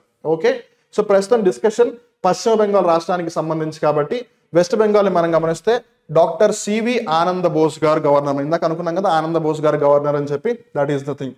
అలానే కేవలం రాష్ట్రాలే కాదు, కేంద్ర పాలిత ప్రాంతాలు ఏవైతే ఉన్నాయో వాటికి సంబంధించిన లెఫ్టినెంట్ గవర్నర్లు అలానే అడ్మినిస్ట్రేటర్లు ఎవరైతే ఉన్నారో ఆ జాబితా కూడా ఇక్కడ ఉంది. మనం జాగ్రత్తగా గమనిస్తే పుదుచ్చేరి, అలానే ఈ ఢిల్లీ నేషనల్ క్యాపిటల్ టెరిటరీ, అలానే అండమాన్ అండ్ నికోబార్ ఐలాండ్స్, వీటికి లెఫ్టినెంట్ గవర్నర్స్ ఉంటారు. మిగిలిన వాటికి అడ్మినిస్ట్రేటర్స్ ఉంటారు. లక్షద్వీప్కి, అలానే దాద్రా నగర్ హవేలీ, దామన్ దియు, వీటికి అడ్మినిస్ట్రేటర్స్ ఉంటారు. జాగ్రత్తగా గుర్తుపెట్టుకోండి. సో తర్వాత వ్యాపార మరియు ఆర్థిక అంశాలు గమనిస్తే సిసిఐ అంటే competition commission of India said to send 100 anti trust queries for RIL's Disney merger. ఇక్కడ మనం జాగ్రత్తగా గమనిస్తే RIL అంటే ఏంటి? RIL అంటే రిలయన్స్ ఇండస్ట్రీస్ లిమిటెడ్. సో దీనికి చైర్మన్ ఎవరు? ముఖేష్ అంబానీ గారు. ముఖేష్ అంబానీ గారు రీసెంట్గా వాళ్ళ కొడుకు పెళ్లి కూడా చేశారు 5,000 కోట్లు ఖర్చు పెట్టి. సో ఏది ఏమైనా వీఆర్ నాట్ గోయింగ్ దేర్. 5,000 కోట్లు ఖర్చు పెట్టారు, అంత డబ్బులు పేదవాళ్ళకి ఇచ్చేస్తుంటే బాగుంటుందని చాలా మంది అంటూ ఉంటారు. We are not going to discuss about that. ఇంకో రోజు ఎప్పుడు డిస్కస్ చేద్దాం కావాలంటే, బికాస్ మనం 24th కరెంట్ అఫైర్స్ కూడా డిస్కస్ చేయాలి ఈ వీడియోలో కాబట్టి. So CCCI set to send 100 anti trust queries for Reliance Disney merger. So Reliance industries limited యొక్క చైర్మన్ ముఖేష్ అంబానీ గారు ఆబ్వియస్గా వాళ్ళ కంపెనీ డిస్నీతో మర్జ్ అవుతోంది. సో ఇక్కడ మనం జాగ్రత్తగా గమనిస్తే ముందు హాట్స్టార్తో వాళ్ళు అగ్రిమెంట్ పెట్టుకున్నారు. ఇప్పుడు ఆ హాట్స్టార్ ఆబ్వియస్గా డిస్నీ వాళ్ళు కొనుక్కున్నారు కదా. సో ఈ హాట్స్టార్ ముందు ఎవరిది? స్టార్ వాళ్ళది, అంటే ఫాక్స్ స్టూడియోస్ది. సో ఈ ఫాక్స్ స్టూడియోస్ దగ్గర నుంచి డిస్నీ వాళ్ళు కొనేసుకున్నారు, రైట్? ఇప్పుడు అది డిస్నీ కంట్రోల్లో ఉంది, Hotstar or whatever. So ఇప్పుడు వీళ్ళిద్దరూ మర్జ్ అవుదామని, అంటే రెండు కలిసిపోదాము అని చెప్పి, అలా కలిసిపోతే ఏమవుతుంది? రిలయన్స్కి సంబంధించిన జియో అలానే ఈ డిస్నీ రెండు కలిసిపోతాయి. So that is the thing అనమాట. అయితే దీనికి సంబంధించిన ఎన్నో questions competition commission of India రిలయన్స్ని అడిగిందంట, ఈవెన్ డిస్నీని కూడా ఇద్దరిని కలిపి అడిగిందంట. సో అది వాళ్ళు చెప్పారు. సో అలా కాంపిటీషన్ కమిషన్ ఆఫ్ ఇండియా వార్తల్లోకి వచ్చింది. సో ఇప్పుడు ఎందుకు కాంపిటీషన్ కమిషన్ ఆఫ్ ఇండియా గురించి అడిగితే ఏంటి పరిస్థితి అప్పుడు? బికాస్ అది వార్తల్లో ఉంది కదా. దీని యొక్క స్థాపన 14 అక్టోబర్ 2003 సంవత్సరంలో జరిగింది. దీని యొక్క ప్రధాన కార్యాలయం న్యూఢిల్లీలో ఉంది. అండ్ రిమెంబర్, ఇది ఒక చట్టబద్ధ సంస్థ. ఇది ఒక చట్టబద్ధ సంస్థ. చట్టబద్ధ సంస్థ అంటే ఏంటి? ఒక చట్టం ఆధారంగా దాని యొక్క ఏర్పాటు జరిగింది. అలానే ఇది ఒక రెగ్యులేటరీ బాడీ, అంటే ఒక నియంత్రణ కలిగించే సంస్థ కూడా. నియంత్రణ దేని మీద కలిగి ఉంది? బేసిక్గా కాంపిటీషన్ అనేది ఉండాలి. There should be trust and there should not be anti trust. అలానే కాంపిటీషన్ ఫేర్గా ఉండాలి. ఎందుకు ఇది కంటెన్షన్లోకి వచ్చింది, డిస్కషన్లోకి వచ్చింది అని అంటే, ఇక్కడ మనం జాగ్రత్తగా గమనిస్తే రిలయన్స్ డిస్నీకి వాళ్ళు ఎందుకు లెటర్లు పంపించారు, క్వైరీస్ పంపించారు అని అంటే, ఇప్పుడు ఒకవేళ రిలయన్స్ ఇండస్ట్రీస్ లిమిటెడ్ ఈ డిస్నీ ఏదైతే మర్జర్ ఉందో ఇది ఒకవేళ జరిగింది అని అనుకుందాం. ఇది జరిగితే దగ్గర 110 ఛానల్స్, దగ్గర 110 ఛానల్స్, అలానే 2 స్ట్రీమింగ్ యాప్స్. 2 స్ట్రీమింగ్ యాప్స్ ఏంటి? ఒకటి హాట్స్టార్, ఇంకోటి జియో. సో ఈ 2 అలానే 110 ఛానల్స్ అన్ని వీళ్ళ కంట్రోల్లోకి వచ్చేస్తాయి. సో అప్పుడు మిగిలిన ఛానల్స్కి మోనోపోలీ లాగా అయిపోతుంది. ఎందుకు? ఇప్పుడు let's say for example star ఉంది, ఫర్ ఎగ్జాంపుల్ చెప్తున్నా, స్టార్. సో స్టార్ స్పోర్ట్స్ ఉందా క్రీడలకు సంబంధించి, అలానే స్టార్ ప్లస్ ఉందా హిందీలో, అలానే తెలుగులో స్టార్ మా ఉందా, ఒకప్పుడు మా టీవీ అనేవాళ్ళు బట్ తర్వాత స్టార్ మా అయింది కదా. సో స్టార్ మరాఠీ, స్టార్ మా, స్టార్ స్పోర్ట్స్, ఇట్లా డిఫరెంట్ ఛానల్స్ ఉన్నాయి. లెట్స్ మీరు ఓన్లీ అవే ఛానల్స్ చూస్తున్నారంటే మీరు వేరే ఛానల్స్ చూడనట్టే కదా. సో అలా వాళ్ళు కాంపిటీషన్ కిల్ చేసిన వాళ్ళు అవుతారు కదా. సో అట్లా ఉండకూడదు అని. అలానే క్రికెట్కి సంబంధించి చూస్తే ఒకటి హాట్స్టార్ దగ్గర ఉంది, ఫైన్. ఇండియాలో ఏదైతే ఇండియా మ్యాచెస్ ఆడుతుందో ఆ రైట్స్ అన్ని హాట్స్టార్ దగ్గర ఉన్నాయి. అలానే ఒకవేళ ఐపీఎల్, WPL అయితే ఆ 2 రైట్స్ జియో దగ్గర ఉన్నాయి. సో ఆ లాజిక్ ప్రకారం 2027-2028 ఈ సంవత్సరం వరకు క్రికెట్కి సంబంధించిన అన్ని అంశాలు కూడా ఓన్లీ దీని దగ్గర మటుకే ఉంటాయి. అంటే వేరే ఛానల్ వాళ్ళు ఎవరు కూడా క్రికెట్ని బ్రాడ్కాస్ట్ చేయలేరు. So who are you to take everything under your control? ప్రతి ఒక్కరికి స్వేచ్ఛ ఉంటుంది వ్యాపారం చేయడానికి, కానీ నువ్వు అన్ని లాగేసుకుంటున్నావు అని చెప్పి. అయితే దానికి వీళ్ళు ఇచ్చిన సమాధానం ఏంటంటే, ఇప్పుడు 2027-28 వరకు మేము రైట్స్ తీసుకున్నాం. రిలయన్స్ ఏమో ఐపీఎల్, WPL రైట్స్ తీసుకుంది, డిస్నీ ఏమో క్రికెట్ ఇన్ ఇండియా రైట్స్ తీసుకుంది. ఫైన్, మేమిద్దరం కలుస్తున్నాం కాబట్టి ఆ 2 ఒకదానిలోకి వచ్చాను, కానీ ఇంకా లేకపోతే సెపరేటే కదా. అలానే 2027-28 తర్వాత మా అగ్రిమెంట్స్ అయిపోయిన తర్వాత అప్పుడు బిడ్లు వేయమని చెప్పండి. ఎవరు బిడ్ గెలిస్తే వాళ్ళకి వెళ్తుంది. అప్పుడు ఖచ్చితంగా మాకు రావాలని రూల్ ఏం లేదు కదా. సో అలా వాళ్ళు ఎక్స్ప్లెనేషన్ ఇచ్చుకున్నారనమాట. సో ఏది ఏమైనా దిస్ ఈస్ ద కాంటెక్స్ట్. ఇది నేపథ్యం, ఇది కరెంట్ అఫైర్. దానికి సంబంధించిన కొంచెం స్టాటిక్ ఇన్ఫర్మేషన్ ఇంకా ఉంది. So competition commission of India యొక్క ఆబ్జెక్టివ్ ఏంటి? To promote fair competition. So competition ఉండాలి. కాంపిటీషన్ ఉంటేనే మార్కెట్ ఎప్పుడు కూడా బెటర్గా ఉంటుంది. మార్కెట్ ఎప్పుడు బెటర్గా ఉండి కాంపిటీషన్ ఉంటేనే కస్టమర్కి ఏదైనా సర్వీస్ బెటర్ ప్రైస్కి వస్తుంది. సో వినియోగదారుడు ఎప్పుడు బాగుండాలి అని అంటే కాంపిటీషన్ మార్కెట్లో ఖచ్చితంగా ఉండాలి. కానీ ఇక్కడ వింత చూస్తే కనుక కొన్ని ఇండస్ట్రీస్, ఫర్ ఎగ్జాంపుల్ ఐఆర్సిటీసీ ఉంది. ఐఆర్సిటీసీకి కాంపిటీషన్ లేదు. ఎందుకు? It is being run by the government కాబట్టి. బట్ ఆఫ్ కోర్స్ ఇప్పుడు మెల్లిమెల్లిగా వాళ్ళు ఆపరేషన్స్ని, కొన్ని ఆస్పెక్ట్స్ని ప్రైవేట్ పార్టీస్కి కూడా ఇస్తూ ఉన్నారు. బట్ ఏదేమైనా it will happen for sure.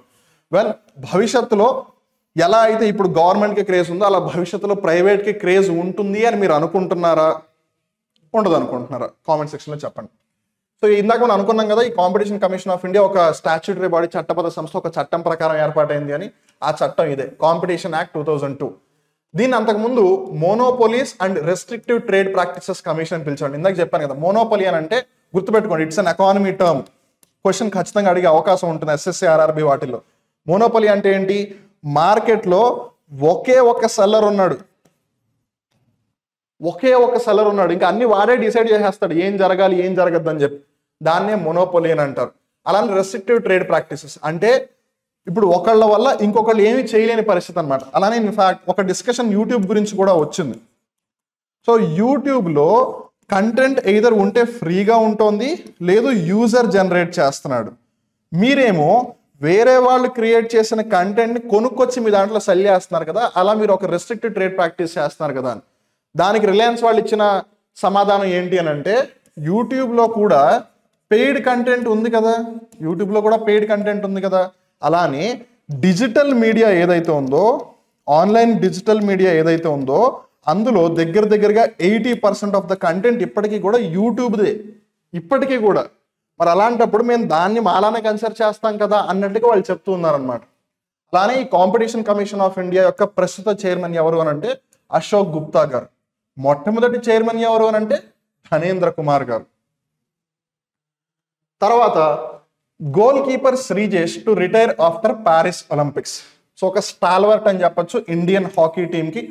పురుషుల యొక్క హాకీ టీం ఏదైతే ఉందో దానికి ఒక దిగ్గజ క్రీడాకారుడు అని చెప్పొచ్చు. I think it is the 4th Olympics that he's participating.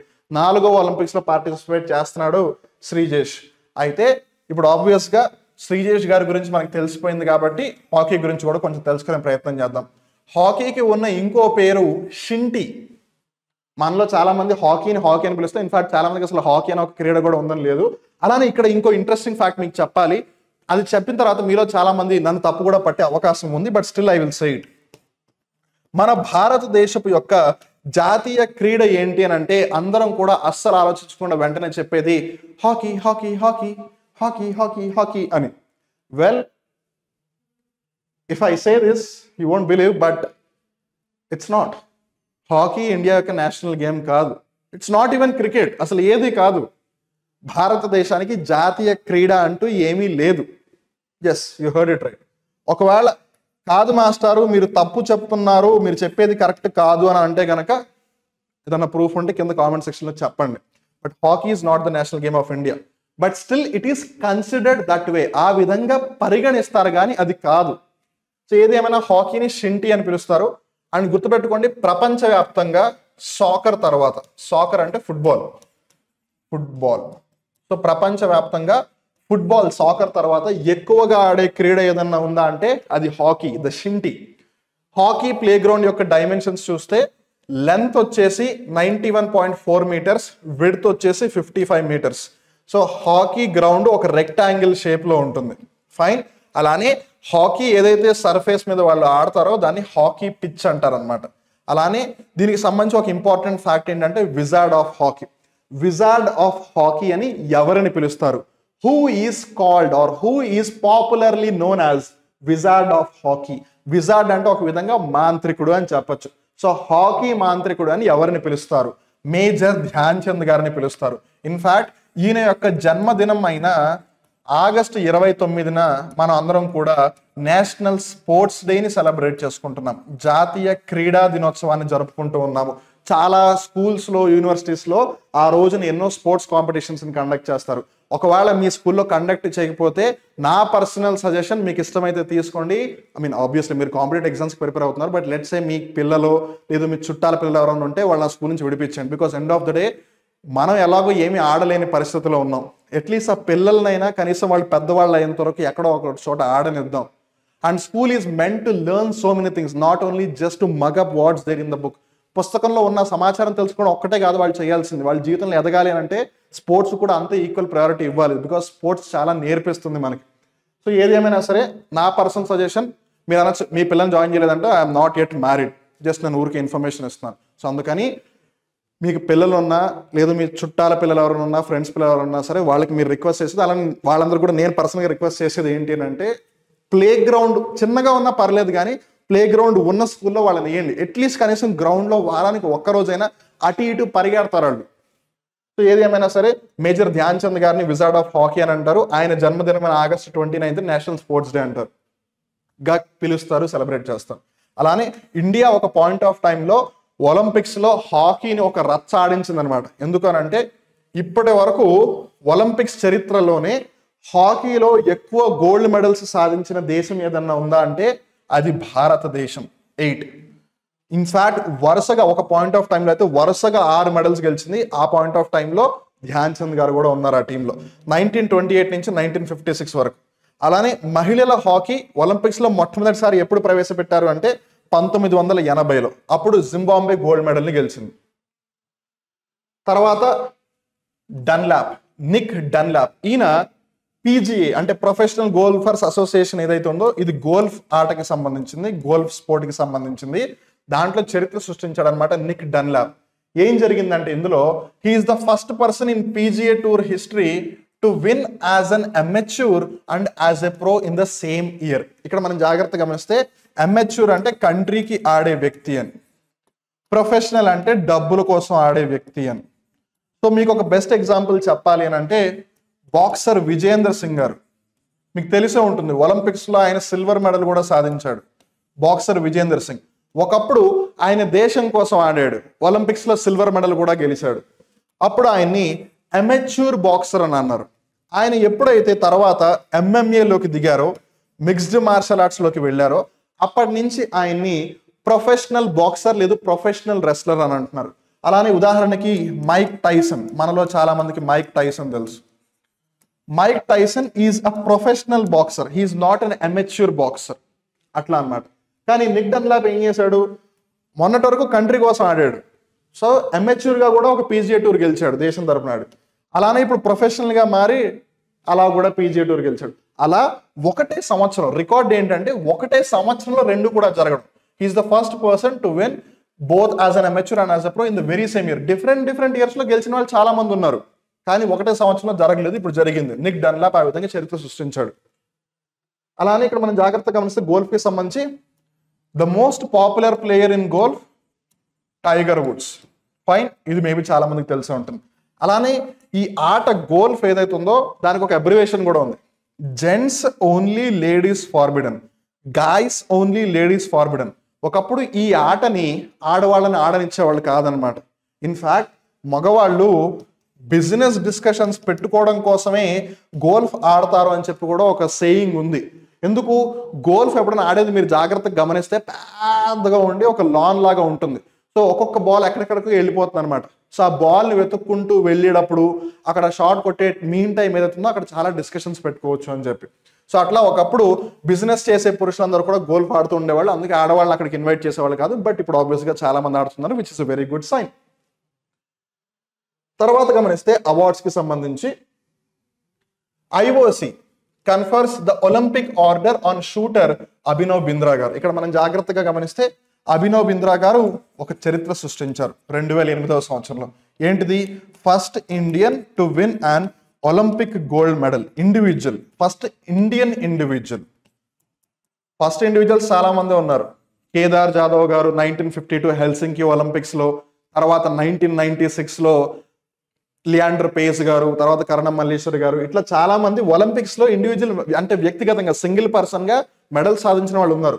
కానీ ఇండివిజువల్గా గోల్డ్ సాధించిన ఫస్ట్ పర్సన్ అభినవ్ బింద్రా గారు, తర్వాత ఈవెన్ నీరజ్ చోప్రా గారు కూడా గెలిచారు. సో ఏది ఏమైనా సరే ఆయన్ని international Olympic committee Olympic order ఏదైతే ఉందో ఒక బహుమతి పురస్కారం, దాంతో బహుమతి కాదు పురస్కారం అని చెప్పాలి, బికాస్ బహుమతి అంటే ప్రైజ్ అయిపోతుంది, దాంతో సత్కరించారు. సో ఇంతకీ ఒలింపిక్ ఆర్డర్ అంటే ఏంటి? ఫస్ట్ అండ్ ఫార్మోస్ట్ ఇది ఎందుకు ఇస్తారు? Contribution to the Olympic moment. ఈ వర్డ్ బై మిస్టేక్ అట్నుంచి ఇటు వచ్చేసింది. Contribution to the Olympic moment అంటే ఈ ఒలింపిక్స్ అనే ఒక ఏదైతే ఉందో చాలా మంది దాన్ని జస్ట్ ఒక ఆట కింద కన్సిడర్ చేస్తారు. నో, స్పోర్ట్స్ కి ఉన్న పవర్ ఇంకా దేనికి లేదు.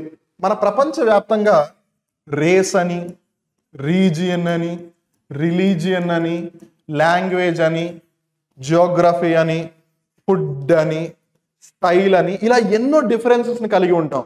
కానీ మీరు స్పోర్ట్స్ గమనిస్తే ఒకసారి ఆ స్పోర్ట్లోకి వచ్చారంటే మీరు శ్వేత జాతీయుల, నల్ల జాతీయుల, మీరు ఆసియా ఖండం నుంచి వచ్చారా, మీరు అమెరికా నుంచి వచ్చారా, అంటార్కిటికా నుంచి వచ్చారా, న్యూజిలాండ్ నుంచి వచ్చారా, పాకిస్తాన్ నుంచి వచ్చారా, సంబంధం ఏమీ లేదు. అందరూ కూడా ఒకటే, అందరూ ఒక జట్టుగా ఒక సమిష్టిగా ఉంటారు. Of course individual competition is individual competition, but end of the day అందరూ కూడా సమానంగా పోటీ పడతారు. ఇట్స్ నాట్ లైక్ ఒకడు ఆల్రెడీ రిచ్, ఒకడు ఆల్రెడీ పూరు, అలా ఏం ఉండదు. రిచ్ వాడు పరిగెత్తిన, పూర్ వాడు పరిగెత్తిన ఇద్దరు ఒకటే ప్లేస్లో స్టార్ట్ చేస్తారు. Right, that's what sports teachers. So అలా ఏదైతే అందరం కలిసిమెలిసి ఉండాలి, అలానే స్పోర్ట్ నేర్పించే అంశాలు ఏవైతే దాన్ని ముందుకు తీసుకెళ్లిన వాళ్ళకి ఆ contribution to the Olympic movement గుర్తిస్తూ ఈ ఒలింపిక్ ఆర్డర్ ఇస్తారు. ఇది ఎవరు ప్రదానం చేస్తారు ఈ ఒలింపిక్ ఆర్డర్ని? International Olympic committee, which is in short called as IOC. దీని యొక్క మొట్టమొదటి ప్రధానోత్సవం ఎప్పుడు జరిగిందంటే 1975. ఇక్కడ నోటబుల్ రికగ్నిషన్ ఏంటి అని అంటే ఈ ఒలింపిక్ ఆర్డర్ ఏదైతే ఉందో దీన్ని స్టార్టింగ్ లో గోల్డ్, సిల్వరు, అలానే బ్రాంజ్ అని ఇచ్చేవాళ్ళు. అయితే 1984లో అనుకుంటా, ఇఫ్ ఐఎమ్ నాట్ రాంగ్, 1984లోనో 85లోనో ఈ సిల్వర్ బ్రాంజ్ అనే కేటగిరీని తీసేసి ఒకటి గోల్డ్ పెట్టారు, ఇంకొకటి నార్మల్గా ఒలింపిక్ ఆర్డర్ అని పిలుస్తున్నారు. సో గోల్డ్ బేసిక్గా ఎవరికి ఇస్తారు? స్పోర్ట్స్ని బాగా ప్రమోట్ చేయడానికి ఎవరైతే స్టెప్స్ తీసుకున్నారో వాళ్ళకి ఇస్తారు. అలా ఇండియా నుంచి ఇప్పటివరకు ఎవరికైనా వచ్చిందా అంటే ఈ గోల్డ్ ఒలింపిక్ ఆర్డర్ ఎస్ ఇందిరాగాంధీ గారికి వచ్చింది. శ్రీమతి ఇందిరాగాంధీ గారికి 1983లో వచ్చింది గోల్డ్ ఒలింపిక్ ఆర్డర్. ఇప్పటివరకు ఇండియాకి సంబంధించి ఎవరికి గోల్డ్ ఒలింపిక్ ఆర్డర్ రాలేదు. అలానే మిగిలింది గమనిస్తే కనుక సిల్వర్ ఒలింపిక్ ఆర్డర్ గమనిస్తే అవినాష్ చంద్ర చటర్జీ గారికి, ఎయిర్ వైస్ మార్షల్ సిఎల్ మీఠా గారికి, ఎల్ఎన్ ఖురానా గారికి, జస్దేవ్ సింగ్ గారికి, మూల్చంద్ చౌహాన్ గారికి, నారాయణ రామచంద్రన్ గారికి వీళ్ళకి సిల్వర్ ఒలింపిక్ ఆర్డర్ వచ్చింది. అలానే బ్రాంజ్ ఒలింపిక్ ఆర్డర్ గమనిస్తే దత్తారే గారికి, సుర్జిత్ సింగ్ మజీటియా గారికి వీళ్ళకి లభించింది అనమాట. ఇప్పుడు ఎవరికి లభించింది?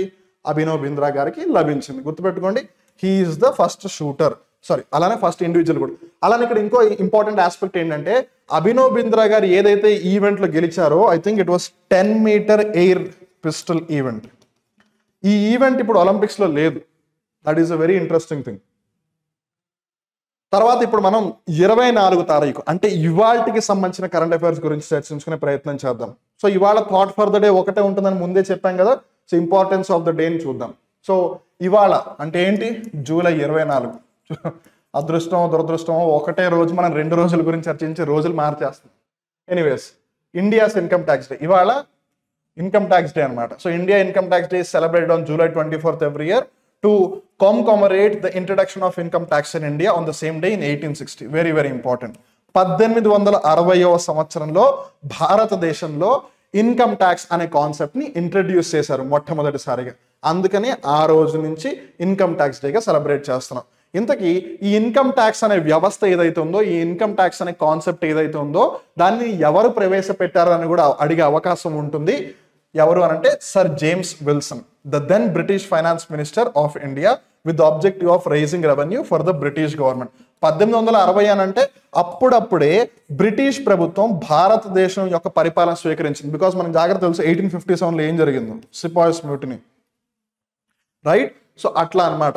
సో 1857లో సిపాయిస్ మ్యూటినీ జరిగిన తర్వాత అప్పుడప్పుడే వాళ్ళు పరిపాలన తీసుకున్నారు బ్రిటిష్ గవర్నమెంట్. కాబట్టి అందులో భాగంగా వాళ్ళు ఆదాయాన్ని మరింతగా పెంచడం కోసం ఈ ఇన్కమ్ ట్యాక్స్ అనే కాన్సెప్ట్ ఇంట్రొడ్యూస్ చేశారు. సో దాన్ని తీసుకొచ్చింది ఎవరు? సర్ జేమ్స్ విల్సన్ 1860లో. సో అప్పటి నుంచి every year July 24th income tax డేగా సెలబ్రేట్ చేస్తున్నారు. అలానే ఇంకోటి నేషనల్ థర్మల్ ఇంజనీర్ డే. ఇది మేబీ అంతగా అడగకపోవచ్చు, కాకపోతే ఎవరైతే ఇంజనీర్లు ఉన్నారో మీకు అందరికీ కూడా ఒక గుర్తింపు, ఒక recognition. End of the day what ever that is, what you say, అంటే గుర్తింపు ఇవ్వాలా, గుర్తింపు ఇచ్చి తీరాలి, right? Due credit, right? Due credit ఎవరికి ఎంత అయితే ఇవ్వాలో అది అంత ఖచ్చితంగా ఇచ్చి తీరాలి.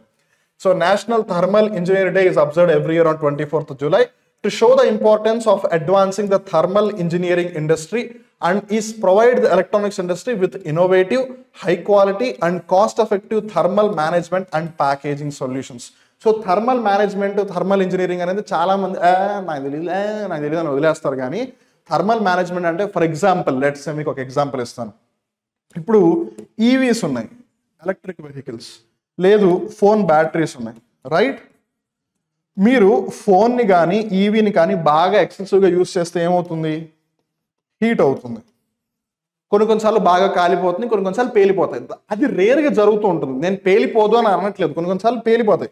ఎలక్ట్రిక్ బైక్లు పేలిపోయాయి, ఎలక్ట్రిక్ కార్లు పేలిపోయాయి, ఎలక్ట్రిక్ బ్యాటరీ అంటే ఫోన్లు కూడా పేలిపోయిన దాఖలాలు ఉన్నాయి. కానీ ఎంతమంది ఉపయోగిస్తున్నారు, ఎన్ని ఇన్సిడెంట్స్ జరిగాయి కంపేర్ చేసుకుంటే మేబీ 1,00,000 మంది ఫోన్లో ఉపయోగిస్తే మేబీ ఒక 10 పేలిపోయి ఉంటాయి. Just look at the percentage. 1,00,000లో 1% వుడ్ బి 1,000, రైట్? 1,000లో కూడా అది మళ్ళీ 1%. అంటే if I'm not wrong I think it would be something like this. నాకు లెక్కలు ప్రాపర్గా రావు, అంటే కంప్లీట్గా కాదు, బట్ మీరు లెక్క వేయండి. మేబీ నేను కూడా నాకు తెలిసి శివారెడ్డి సార్ దగ్గర అరిథమెటిక్ క్లాసెస్ తీసుకోవాలేమో తొందరలో. బట్ ఏది ఏమైనా సరే మీరు లెక్క వేయండి ఆ పర్సంటేజ్ ఎంత అని చెప్పి. సో ఆ విధంగా చూసుకుంటే అంతగా ఏం జరగదు కదా. సో అక్కడ ఆ హీట్ని మేనేజ్ చేస్తుంది ఎవరు? ఆ కాన్సెప్ట్ని అంతా కూడా వీళ్ళే కదా. అందుకే నేను ఇందాక అంత డ్యూ క్రెడిట్ ఇచ్చి తీరాలి. అలానే జూలై 24వ తారీఖుకి సంబంధించి చరిత్రలో ఏం జరిగిందని గమనిస్తే 2000వ సంవత్సరంలో భారతదేశానికి సంబంధించిన ఒక చారిత్రాత్మక ఘట్టం చోటు చేసుకుంది. అదేంటంటే తమిళనాడు రాష్ట్రానికి చెందిన ఎస్ విజయలక్ష్మి గారు భారతదేశంలోనే మొట్టమొదటి గ్రాండ్ మాస్టర్ అయ్యారు. గ్రాండ్ మాస్టర్ అనే వర్డ్ ఏదైతే ఉందో అది చదరంగం క్రీడకి సంబంధించింది.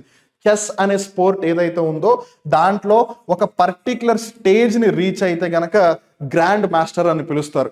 అట్లా మహిళలో మొట్టమొదటి గ్రాండ్ మాస్టర్ ఎవరు భారతదేశానికి సంబంధించి అంటే ఎస్ విజయలక్ష్మి గారు.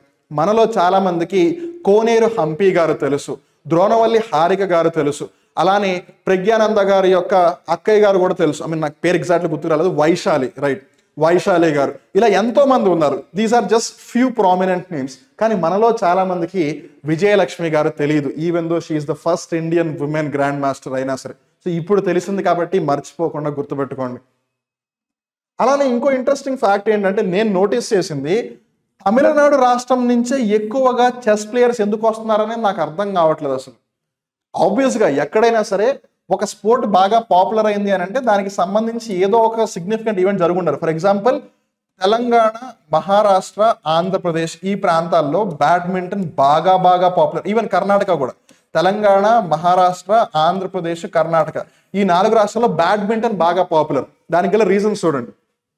ఒకానొక పాయింట్ ఆఫ్ టైంలో ప్రకాష్ పడుకోనే గారు అంటే దీపికా పడుకోనే వాళ్ళ నాన్నగారు కర్ణాటకకి సంబంధించిన వ్యక్తి, right, all England badminton championship గెలిచారు. ఒక point of time if I'm not wrong world number 1 లేదా top rank world number 4 something ఏదో కూడా రీచ్ అయ్యారు if I'm not wrong. Prakash Padukone గారు, దీపికా పడుకోనే వాళ్ళ నాన్నగారు.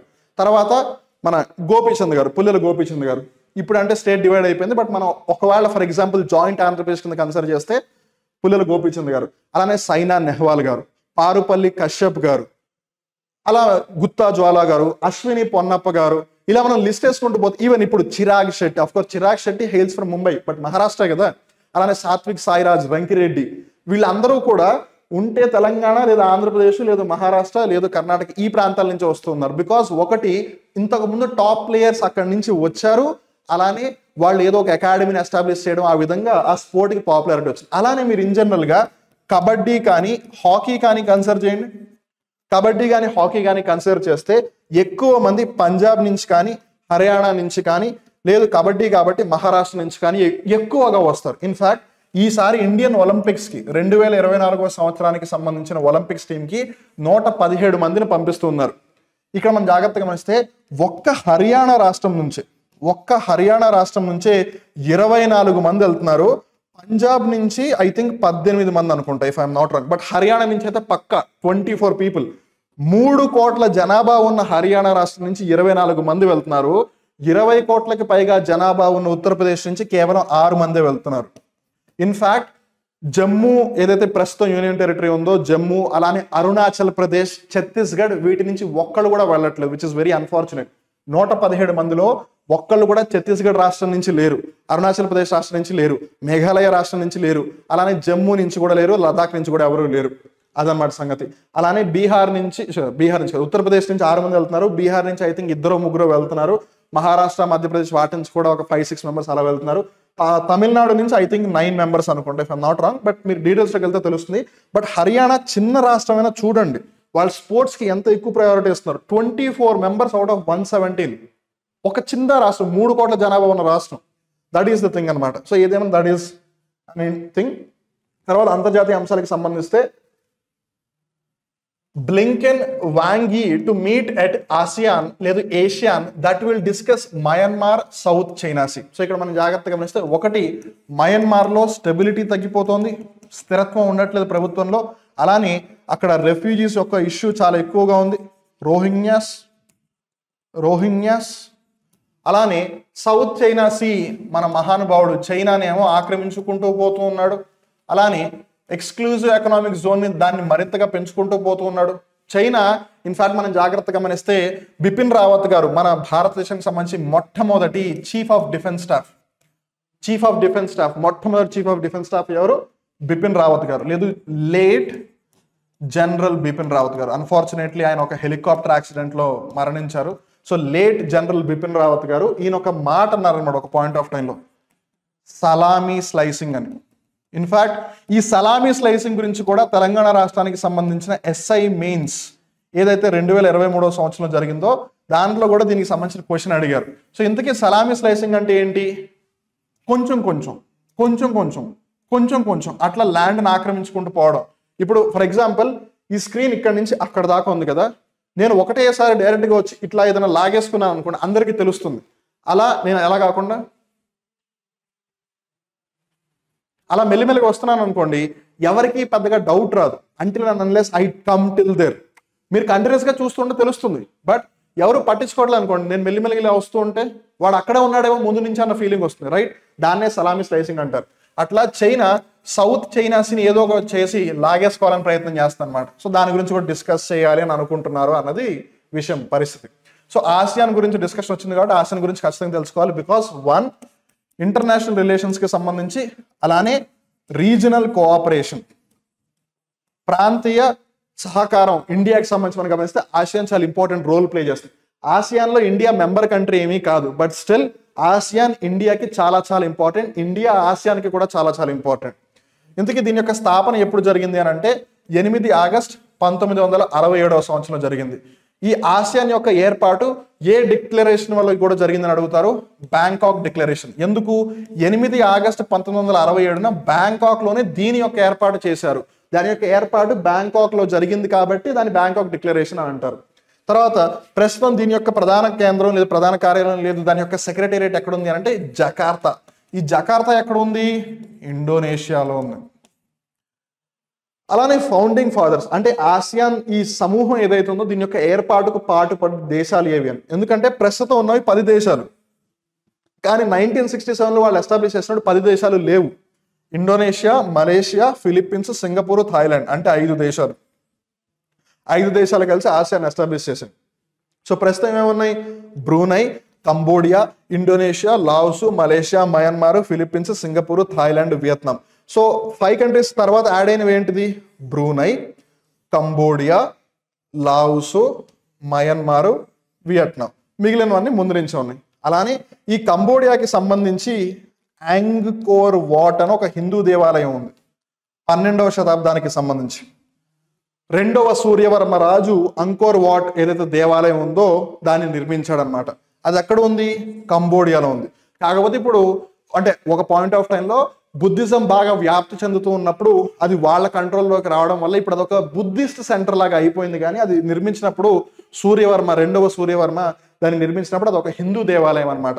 దీని గురించి కూడా ఆ తెలంగాణ ఏదైతే ఎస్ఐ మెయిన్స్ జరిగిందో 2023 దానిలో అడగడం జరిగింది. సో ఇక్కడ మనం జాగ్రత్తగా ఎండ్ ఆఫ్ ద డే నేను ఓన్లీ తెలంగాణ ఎస్ఐ మెయిన్స్ అనే ఎందుకు చెప్తున్నాను అని అంటే, మీలో చాలా మంది శివారెడ్డి లాజిక్స్ యూట్యూబ్ ఛానల్ని కంటిన్యూస్గా ఫాలో అవుతున్నారు అని మేము అస్యూమ్ చేసుకుంటున్నాం.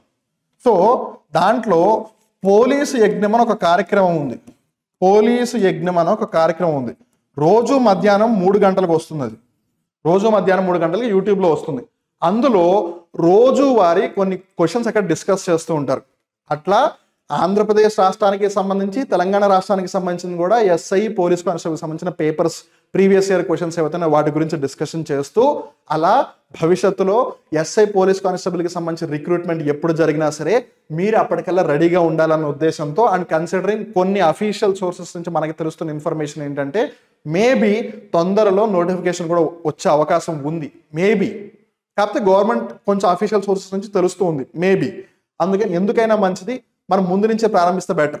ఒకటేసారి ఇంత గంపెడు కంటెంట్ని, మ్యారథాన్ కంటెంట్ అని చెప్పి ఒకటేసారి తెలుసుకునే కన్నా కొంచెం కొంచెం రోజు తెలుసుకుంటే మీకు రిటెన్షన్ కెపాసిటీ పెరుగుతుంది. నేను ఒకటే రోజు వచ్చేసి 1000 క్వశ్చన్స్ మీకు చెప్పిన దాంట్లో ఎన్ని క్వశ్చన్లు మీకు అర్థమవుతాయి, ఎన్ని క్వశ్చన్లు మీరు గుర్తుపెట్టుకుంటారన్న సంగతి నాకు తెలియదు. కానీ నేను అదే రోజుకి 10 క్వశ్చన్లు 100 రోజులు చెప్తే దాంట్లో మెజారిటీ ఆఫ్ ద ఆస్పెక్ట్స్ మీరు ఖచ్చితంగా గుర్తుపెట్టుకుంటారు. ఆ నమ్మకం నాకు మీ మీద ఉంది. Because end of the day ఇదేమి మెమరీ కార్డో, పెన్ డ్రైవో, హార్డ్ డ్రైవో కాదు, ఒకటేసారి డంప్ చేస్తే స్టోర్ చేసుకుని కూర్చోడానికి. ఎండ్ ఆఫ్ ద డే అది మీతో కనెక్ట్ అయి ఉంది. సో మీ బాడీ సరిగ్గా పని చేయకపోతే ఇది కూడా సరిగ్గా పని చేయదు, రైట్? ఇది సరిగ్గా పని చేయకపోతే మీ బాడీ సరిగ్గా పనిచేయదు. సో అందుకని ఇట్స్ నాట్ దాట్ ఈజీ. అందుకని slow and steady wins the race అనే కాన్సెప్ట్ని పోలీస్ సిగ్నల్లో ప్రాపర్గా యూజ్ చేస్తున్నాం. అందుకని అక్కడ డిస్కస్ చేస్తూ ఉన్నాము, అలా ఇక్కడ వచ్చింది అని నేను కోరిలేట్ చేస్తున్నాను. సో దట్ మీరు ఇలా ఎప్పుడైనా స్టాటిక్ జీకేని చదువుకుంటూ ఉన్నప్పుడు లేదా కరెంట్ అఫైర్స్ చదువుకుంటున్నప్పుడు కూడా ఓకే పోలీస్ సెగ్మెంట్లో ఇలా క్వశ్చన్ వచ్చింది కదా అని మీరు రిలేట్ చేసుకునే ఆస్పెక్ట్ ఉంటుంది కదా అని. And also do remember, content ఇవ్వడం, మీకు అర్థమయ్యేలా చెప్పడము, మిమ్మల్ని కాకి చొక్క తొడిగించడం మా బాధ్యతే. కానీ మిమ్మల్ని ఆ విధంగా అటువైపుగా తీసుకెళ్ళడం మాకు ఎంత బాధ్యత అయితే ఉందో, యాజ్ ఎన్ ఇండివిజువల్గా మీకు మీరుగా కూడా అంతే బాధ్యత కలిగిన వాళ్ళు అయి ఉండాలి. Because end of the day మేము మీకు చెబితేనో మేము మీకు నేర్పిస్తేనే మీకు ఉద్యోగం రాదు. మీరు కూడా కష్టపడి అటువైపుగా ఆ దిశగా ఎఫర్ట్స్ పెడితేనే వస్తుంది కదా. సో ఆ ఆస్పెక్ట్ని కూడా గుర్తించండి. అలానే మీరు ఎస్ఎస్సి, అలానే ఆర్ఆర్బి, అలానే బ్యాంకింగు, ఎస్ఐ, పోలీస్ కానిస్టేబుల్ ఇలా ఏ పరీక్షకి ప్రిపేర్ అవుతున్నా సరే కాంపీట్ మైండ్స్ మీకు బెస్ట్ క్వాలిటీతో ఉన్న కంటెంట్ ప్రొవైడ్ చేస్తుంది. నేను చెప్పేది మీకు నమ్మకం కుదరకపోయినట్టయితే మా ఇన్స్టాగ్రామ్ ఏదైతే ఉందో లేదు మా యూట్యూబ్ ఛానల్ ఏదైతే ఉందో వాటిలో ఉన్న వీడియోస్ని, షార్ట్స్ని ఒకసారి ప్రాపర్గా అబ్జర్వ్ చేయండి. అలానే కాంపీట్ మైండ్స్ యాప్ని కూడా ఒకసారి తీసుకుని అనలైజ్ చేయండి. మీకే తెలుస్తుంది నేను చెప్పేది నిజమా కాదా అని. తర్వాత మీ ఇష్టం. సో ఏదేమైనా దట్ ఈస్ ద థింగ్. అలానే ఆసియానికి సంబంధించిన మోటో ఏంటంటే one vision, one identity, one community. So తర్వాత గమనిస్తే Taiwan strait is not a political show ground, China tells Japan. China జపాన్కి ఏమని చెబుతోంది అంటే తైవాన్ జలసంధి ఏదైతే ఉందో అది రాజకీయ ప్రదర్శన స్థలం కాదు. అంటే నీకెంత బలం ఉంది, నాకెంత బలం ఉంది అని బల ప్రదర్శన చేసి చూపించే ఒక స్థలం కాదు అని. యాదృశ్చికం ఏంటి అని అంటే అది చైనా చెప్తోంది. చైనా ఏది పడుతుంది, ఇందాక మనం అనుకున్నాం కదా సలామీ స్లైసింగ్ అని చెప్పి, చైనా అది యూజ్ చేసి సౌత్ చైనా సీని ఆక్రమించుకుంటే లేదు కానీ జపాన్ ఏదో తైవాన్కి సంబంధించి తైవాన్ స్ట్రైట్, తైవాన్ జలసంధిలో ఏదో చేసింది అని చెప్పి చైనా జపాన్కి చెప్తుంది. ఇది ఎలా ఉంది అని అంటే నీ తప్పు తప్పు కాదు, నా తప్పు తప్పు అన్నట్టు. సో తర్వాత ఆబ్వియస్గా ఇప్పుడు స్ట్రైట్ జలసంధి అనే ఆస్పెక్ట్ వార్తల్లోకి వచ్చింది కాబట్టి సో కొన్ని మేజర్ స్టేట్స్ ఇవి ప్రపంచంలో ఉన్న అన్ని అని నేను చెప్పను బికాస్ దేర్ ఆర్ మెనీ, కాకపోతే కొన్ని మేజర్గా అడిగే అవకాశం ఉన్నాయి. గమనిస్తే పాక్ జలసంధి ఫస్ట్ అండ్ ఫార్మోస్ట్. స్ట్రైట్ అంటే మీరు ఈ స్ట్రైట్ అనుకునేరు, స్ట్రైట్ అంటే అది కాదు, స్ట్రైట్ అంటే జలసంధి. జలసంధి. సో జల అంటే ఏంటి వాటర్, సంధి అంటే ఏంటి బ్రిడ్జ్ చేసేది, కలిపేది అని అర్థం. దేని కలుపుతుందంటే అది జలాన్ని కలుపుతుంది. అంటే సింపుల్గా చెప్పాలి అంటే ఒక పెద్ద వాటర్ బాడీ ఉంది, ఇంకో పెద్ద వాటర్ బాడీ ఉంది, దాన్ని కనెక్ట్ చేస్తే ఒక చిన్న వాటర్ బాడీ, దాన్ని జలసంధి అంటారు. అదే కదా బ్రిడ్జ్ చేసేది. ఇటువైపు ఒక ప్రాంతం ఉంది, ఇటువైపు ఒక ప్రాంతం ఉంది. ఆ బ్రిడ్జి ఆ ప్రాంతాలతో పోల్చుకుంటే చాలా చిన్నగా ఉంటుంది కానీ దాన్ని కనెక్ట్ చేస్తుంది అలా అన్నమాట. సో అట్లా పాక్ జలసంధి. పాక్ జలసంధి మనకు తెలుసు, ఒక మన ఇది ఇండియా అనుకుంటే ఇది ఒకవేళ మనం శ్రీలంక అనుకున్నాం అంటే ఈ చిన్న ప్లేస్ ఏదైతే ఉందో అది పాక్ జలసంధి. ఇటువైపు ఏమో బంగాళాఖాతం ఉంది, ఇటువైపు ఏమో హిందూ మహాసముద్రం ఉంది. ఇక్కడ మనం స్పెసిఫిక్గా మాట్లాడితే పాక్ బే కూడా ఉంది, గల్ఫ్ ఆఫ్ మన్నార్ కూడా ఉంది. సో ఇక్కడ మనం అలా చూస్తున్నాం అనమాట. సో పాక్ జలసంధి ఇండియా శ్రీలంక దేశాలకు సంబంధించి బే ఆఫ్ బెంగాల్, అలానే పాక్ బే. ఇక్కడ పాక్ బే కూడా ఉంది. అలానే కొన్నిసార్లు ఈ పాక్ బే బదులు గల్ఫ్ ఆఫ్ మన్నార్ అని కూడా రాస్తారు. అలానే కొన్నిసార్లు ఇండియన్ ఓషన్ అని రాస్తారు. మీరు సింపుల్గా గుర్తుపెట్టుకోవాలి అని అనుకుంటే ఇది ఇండియా, ఇది శ్రీలంక అనుకుంటే ఇది బంగాళాఖాతం బే ఆఫ్ బెంగాల్, ఇది ఇండియన్ ఓషన్, ఇది అరేబియా సముద్రం. సో ఇంజనల్గా ఈ రెండు చాలా పెద్దవి కాబట్టి ఆ విధంగా గుర్తుపెట్టుకోవచ్చు. లేదు స్పెసిఫిక్గా వెళ్తే ఇటువైపు బంగాళాఖాతం, ఇక్కడ పాక్ బే, లేదు గల్ఫ్ ఆఫ్ మన్నార్. గల్ఫ్కిను బేకి ఉన్న డిఫరెన్స్ ఏంటి అంటే గల్ఫ్ కొంచెం లోతుగా ఉంటుంది, అలానే దీని యొక్క ఓపెనింగ్ ఏదైతే ఉందో అది చాలా నేరోగా ఉంటుంది. లెట్స్ సే ఫర్ ఎగ్జాంపుల్ ఇలా ఉంది అని అనుకుందాం. సో ఇటువైపు ఒక భూభాగం, ఇటువైపు ఒక భూభాగం, ఇటువైపు ఒక భూభాగం ఉంది, కానీ ఇటువైపు వాటర్ ఉంది. ఈ ఓపెనింగ్ ఏదైతే ఉందో ఆ ఓపెనింగ్ సన్నగా ఉంటే, నేరోగా ఉంటే దాన్ని గల్ఫ్ అంటారు. ఒకవేళ ఆ ఓపెనింగ్ కొంచెం వైడ్గా ఉంటే దాన్ని బే అని అంటారు. సో ఇప్పుడు ఉదాహరణకి మీరు బంగాళాఖాతాన్ని చూడండి, ఇలా ఉంటుంది. సో ఇది సదర్న్ పార్ట్ ఆఫ్ ఇండియా, అలానే మళ్ళీ ఇటు మయన్మార్ ఇవన్నీ వస్తాయా, అలానే ఇక్కడ కొంచెం అండమాన్ అండ్ నికోబార్ దీవులు ఉంటాయి. సో ఇది చూడండి, ఇటువైపు ఇటువైపు ఇటువైపు ల్యాండ్ ఉందా, ఇటువైపు వాటరా, కానీ వైడ్ ఓపెనింగ్ ఉంది, అందుకే దాన్ని బంగాళాఖాతం అని అంటున్నారు. అదే మీరు గల్ఫ్ని చూస్తే కొంచెం ఇలా ఉంటుంది. ఉదాహరణకి మీరు గుజరాత్ దగ్గర చూడండి, సంథింగ్ లైక్ దిస్ ఇలా ఉంటుంది కదా. సో అలా అన్నమాట, gulf of Kutch, gulf of Khambhat అవి. సో మలక్కా స్ట్రైట్ మలేషియా అలానే సుమత్రా మధ్య ఉంది, పసిఫిక్ ఇండియన్ ఓషన్ మధ్యలో కనెక్ట్ చేస్తుంది. సో ఇది end of the day land బాడీస్కి ఆనుకుని దేన్ని కనెక్ట్ చేస్తుంది అని ఇది. బాస్ స్ట్రైట్ టాస్మానియా ఆస్ట్రేలియా మధ్య ఉంది, గ్రేట్ ఆస్ట్రేలియన్ బైట్ టాస్మన్స్ని కలుపుతోంది. Davis strait Greenland and Canada. దేశాల పరంగా నేను చెప్తున్నాను, మీరు మటుకు దీన్ని కూడా గుర్తుపెట్టుకోండి. ఫైన్. ఎందుకంటే నాకు తెలుసు మీలో చాలా మందికి కొంచెం మెల్లిమెల్లిగా పేషెన్స్ డౌన్ అవుతూ ఉంటుంది. ఎందుకనంటే మనం 23rd కూడా డిస్కస్ చేస్తున్నాము, 24th కూడా ఇంకా కొన్ని డిస్కస్ చేయాల్సిన ముఖ్య అంశాలు ఉన్నాయి. అలానే ఈ పీడిఎఫ్ని ఎలాగో టెలిగ్రామ్లో పోస్ట్ చేస్తాం కాబట్టి మీరు అక్కడ డీటెయిల్గా మరొకసారి చూసుకోవచ్చు. అలానే మీకు రివిజన్ పరంగా కూడా ఇది చాలా హెల్ప్ అవుతుంది, అందులో ఎటువంటి డౌట్ అయితే లేదు. సో హడ్సన్ స్ట్రైట్ వచ్చేసి Baffin island, Labrador peninsula, Hormuz strait Iran and Oman, Bab el Mandeb strait Djibouti, Yemen, Eritrea, అలానే Florida state, Cuba and USA, అలానే Bering state, Asia and America. అలానే ఏ ఏ జలసంధులను కలుపుతుంది అని, ఏ ఏ వాటర్ బాడీస్ని కలుపుతుంది అని. ఆ వాటర్ బాడీ ఒక సీ అయి ఉండొచ్చు, ఆ వాటర్ బాడీ ఒక ఓషన్ అయి ఉండొచ్చు, ఆ వాటర్ బాడీ ఒక లేక్ కూడా అయి ఉండొచ్చు. సో ఏదైనా అయి ఉండొచ్చు. ఫర్ ఎగ్జాంపుల్ ఇప్పుడు గల్ఫ్ ఆఫ్ మెక్సికో ఉంది, ప్రపంచంలోనే అతిపెద్ద గల్ఫ్ అది, గల్ఫ్ ఆఫ్ మెక్సికో అన్నమాట. That is the thing. So అది కొంచెం. తర్వాత నిన్న బడ్జెట్ గురించి డిస్కస్ చేస్తే గుర్తుపెట్టుకోండి, నిన్న యూనియన్ బడ్జెట్ ఏదైతే ఉందో 2024-25కి సంబంధించి గుర్తుపెట్టుకోండి, ఫిబ్రవరిలో జరిగింది ఇంటరిమ్ బడ్జెట్. ఆ ఇంటరిమ్ బడ్జెట్ గురించి కాదు, నిన్న జూలై 23న నిర్మలా సీతారామన్ గారు బడ్జెట్ని ప్రవేశపెట్టడం జరిగింది. Full time budget, proper budget. దానికి సంబంధించిన ముఖ్య అంశాలు, హైలైట్స్ని నిన్న మనం లైవ్ క్లాస్లో డిస్కస్ చేసాం. ఇన్ఫ్యాక్ట్ ఆ లైవ్ క్లాస్ ఉన్నందువల్లే నిన్న కరెంట్ అఫైర్స్ మనం ప్రాపర్గా చెప్పలేకపోయాం. ఆ వీడియో మీకు 7 o'clockకి రాలేదు, బికాజ్ లైవ్ క్లాస్ కూడా అదే టైంలో ఉంది అని. అందుకే ఇవాళ డిస్కస్ చేసుకున్నాం. So Mahatma Gandhi national rural employment guarantee స్కీమ్కి సంబంధించి పోయిన సంవత్సరం ఎంతైతే ఖర్చు పెట్టారో ఆ ఖర్చు కన్నా ఈసారి తక్కువగా అలొకేషన్ ఇచ్చారు. ఇన్ఫ్యాక్ట్ మనం జాగ్రత్తగా గమనిస్తే ఇక్కడ ఒక వెరీ ఇంపార్టెంట్ ఫ్యాక్ట్ ఏంటంటే, లెట్స్ సే ఫర్ ఎగ్జాంపుల్ కొన్నిసార్లు బడ్జెట్లో 60,000 కోట్లని అంటారు. అలా అని చెప్పి ఆ సంవత్సరం ఓన్లీ 60,000 కోట్లే ఇస్తారని కాదు. పరిస్థితులు ఒకవేళ డిమాండ్ చేస్తే వాళ్ళు ఎక్స్ట్రా బడ్జెటరీ అలొకేషన్ కూడా ఇస్తారు. అంటే బడ్జెట్లో ఎంతైతే అలొకేట్ చేస్తారో దానికన్నా ఎక్కువగా అని. సో అట్లా పోయిన సంవత్సరం ఎక్స్ట్రా బడ్జెటరీ అలొకేషన్ తర్వాత కూడా చూసుకున్న ఎంతైతే ఖర్చు అయిందో దానికన్నా తక్కువ ఈసారి ఇచ్చారే అని అంటున్నారు. సో ఇక్కడ మనం రెండు గమనించవచ్చు. ఒకటి, మేబీ ఈ సంవత్సరం కూడా పోయిన సంవత్సరం లాగా వాళ్ళు ఎంతైతే బడ్జెట్ అలాట్ చేశారో దానికన్నా ఎక్కువ మళ్ళీ ఈసారి కూడా ఇవ్వచ్చు ఒకవేళ అవసరం అయితే. లేదు, వాళ్ళు ఏం చేయాలని అనుకుంటున్నారు, రెండవది ఉన్న దాంతోనే పని జరిపించాలి అని అనుకుంటున్నారు. ఫైన్. ఒకటి, మేబీ బడ్జెట్ లాగా ముందే ఎలా అయితే యాడ్ చేశారో అలానే చేస్తారు అని. లేదు, మేబీ వేరే స్కీమ్ ద్వారా దాని యొక్క బెనిఫిట్ ఇవ్వాలి అనుకుంటున్నారాము. That is the thing. So ఏది ఏమైనా ఎక్స్పెన్స్ గత సంవత్సరంతో పోల్చుకుంటే తక్కువ అని. And more over extra budget అలొకేషన్తో పోల్చుకుంటే కదా ఖర్చు పెట్టింది వాళ్ళు, ఓన్లీ బడ్జెట్ అలొకేషన్తో కాదు కదా. ఓన్లీ బడ్జెట్ అలొకేషన్తో కంపేర్ చేస్తే యాక్చువల్లీ ఎక్కువ ఇచ్చారని చెప్పొచ్చు, కాకపోతే చాలా తక్కువగా ఎక్కువ ఇచ్చారు. సో ఏదేమైనా దీన్ని ఎప్పుడు ప్రారంభించారంటే ఆగస్టు 2005. దీనికి బాధ్యత వహిస్తున్న లేదా అమలు పరుస్తున్న మంత్రిత్వ శాఖ ఏది అని అంటే మినిస్ట్రీ ఆఫ్ రూరల్ డెవలప్మెంట్, గ్రామీణాభివృద్ధి మంత్రిత్వ శాఖ ఆధ్వర్యంలో ఈ కార్యక్రమం నడుస్తూ ఉంటుంది. ఇంతకీ ఈ కార్యక్రమం ఏంటి అసలు చాలా మందికి ఇప్పటికీ తెలియదు. మన్రేగా లేదు మన్రేగా అని పిలుస్తూ ఉంటారు. కానీ it provides at least 100 days of guaranteed wage employment in every financial year to every household whose adult members volunteer to do unskilled manual work. Unskilled manual work అంటే ఏంటి? దానికి ఒక నైపుణ్యం ఉండాల్సిన అవసరం లేదు. మీకు జస్ట్ ఒక అర్థమయ్యే ఎగ్జాంపుల్ ఇస్తాను. లెట్స్ సే ఒక రోడ్డు నిర్మాణం జరుగుతోంది. ఇక్కడ రాళ్ళు తవ్వుతున్నారు, రోడ్ ఎక్స్పాన్షన్ చేస్తున్నారు, రోడ్ వైడనింగ్ చేస్తున్నారు. సో రోడ్డుకి పక్కన కొండలు ఉన్నాయి. సో ఇప్పుడు కొండలను పేల్చినప్పుడు చిన్న చిన్న బండరాళ్ళు అయిపోతాయి కదా. ఆ రాళ్ళను తీసుకెళ్ళి ఒక ట్రక్లో ఎక్కించడమో లేదు వేరే చోట పడేయడం అదే చేయాలి. దానికి స్కిల్ ఏం అవసరం లేదు కదా. రాయిని తీసుకెళ్ళడం పెట్టడం.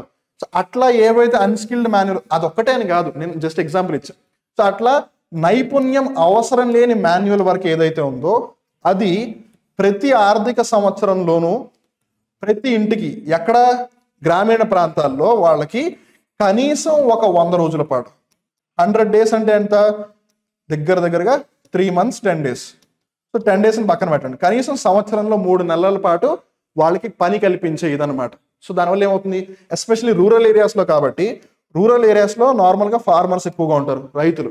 సో వీళ్ళు వ్యవసాయం లెట్స్ ఫర్ ఎగ్జాంపుల్ ఖరీఫ్ సీజన్లో చేస్తున్నారు కానీ రబీలో చేయట్లేదని అనుకుందాం వ్యవసాయం. సో అలాంటప్పుడు ఆ 3-4 నెలలు వచ్చి ఇక్కడ పని చేసుకోవచ్చు కదా, అట్లా వాళ్ళకి ఉపాధి కల్పిస్తున్నట్టు అవుతుంది కదా, అదనమాట సంగతి. అందుకని ఇది one of the most important schemes అని చెప్పొచ్చు. తర్వాత ఆర్థిక అంశాలను గమనిస్తే ఆబ్వియస్గా బడ్జెట్ ఉంది. సో ఇక్కడ మనం జాగ్రత్తగా గమనిస్తే will be discussing 3 aspects. So ఇది ఫస్ట్ది. సామాజిక అంశాలు ఏవైతే ఉన్నాయో వాటి మీద పెద్దగా స్పెండ్ చేస్తున్నట్టు మనకైతే కనిపించడం లేదు. Will discuss, no nothing to worry.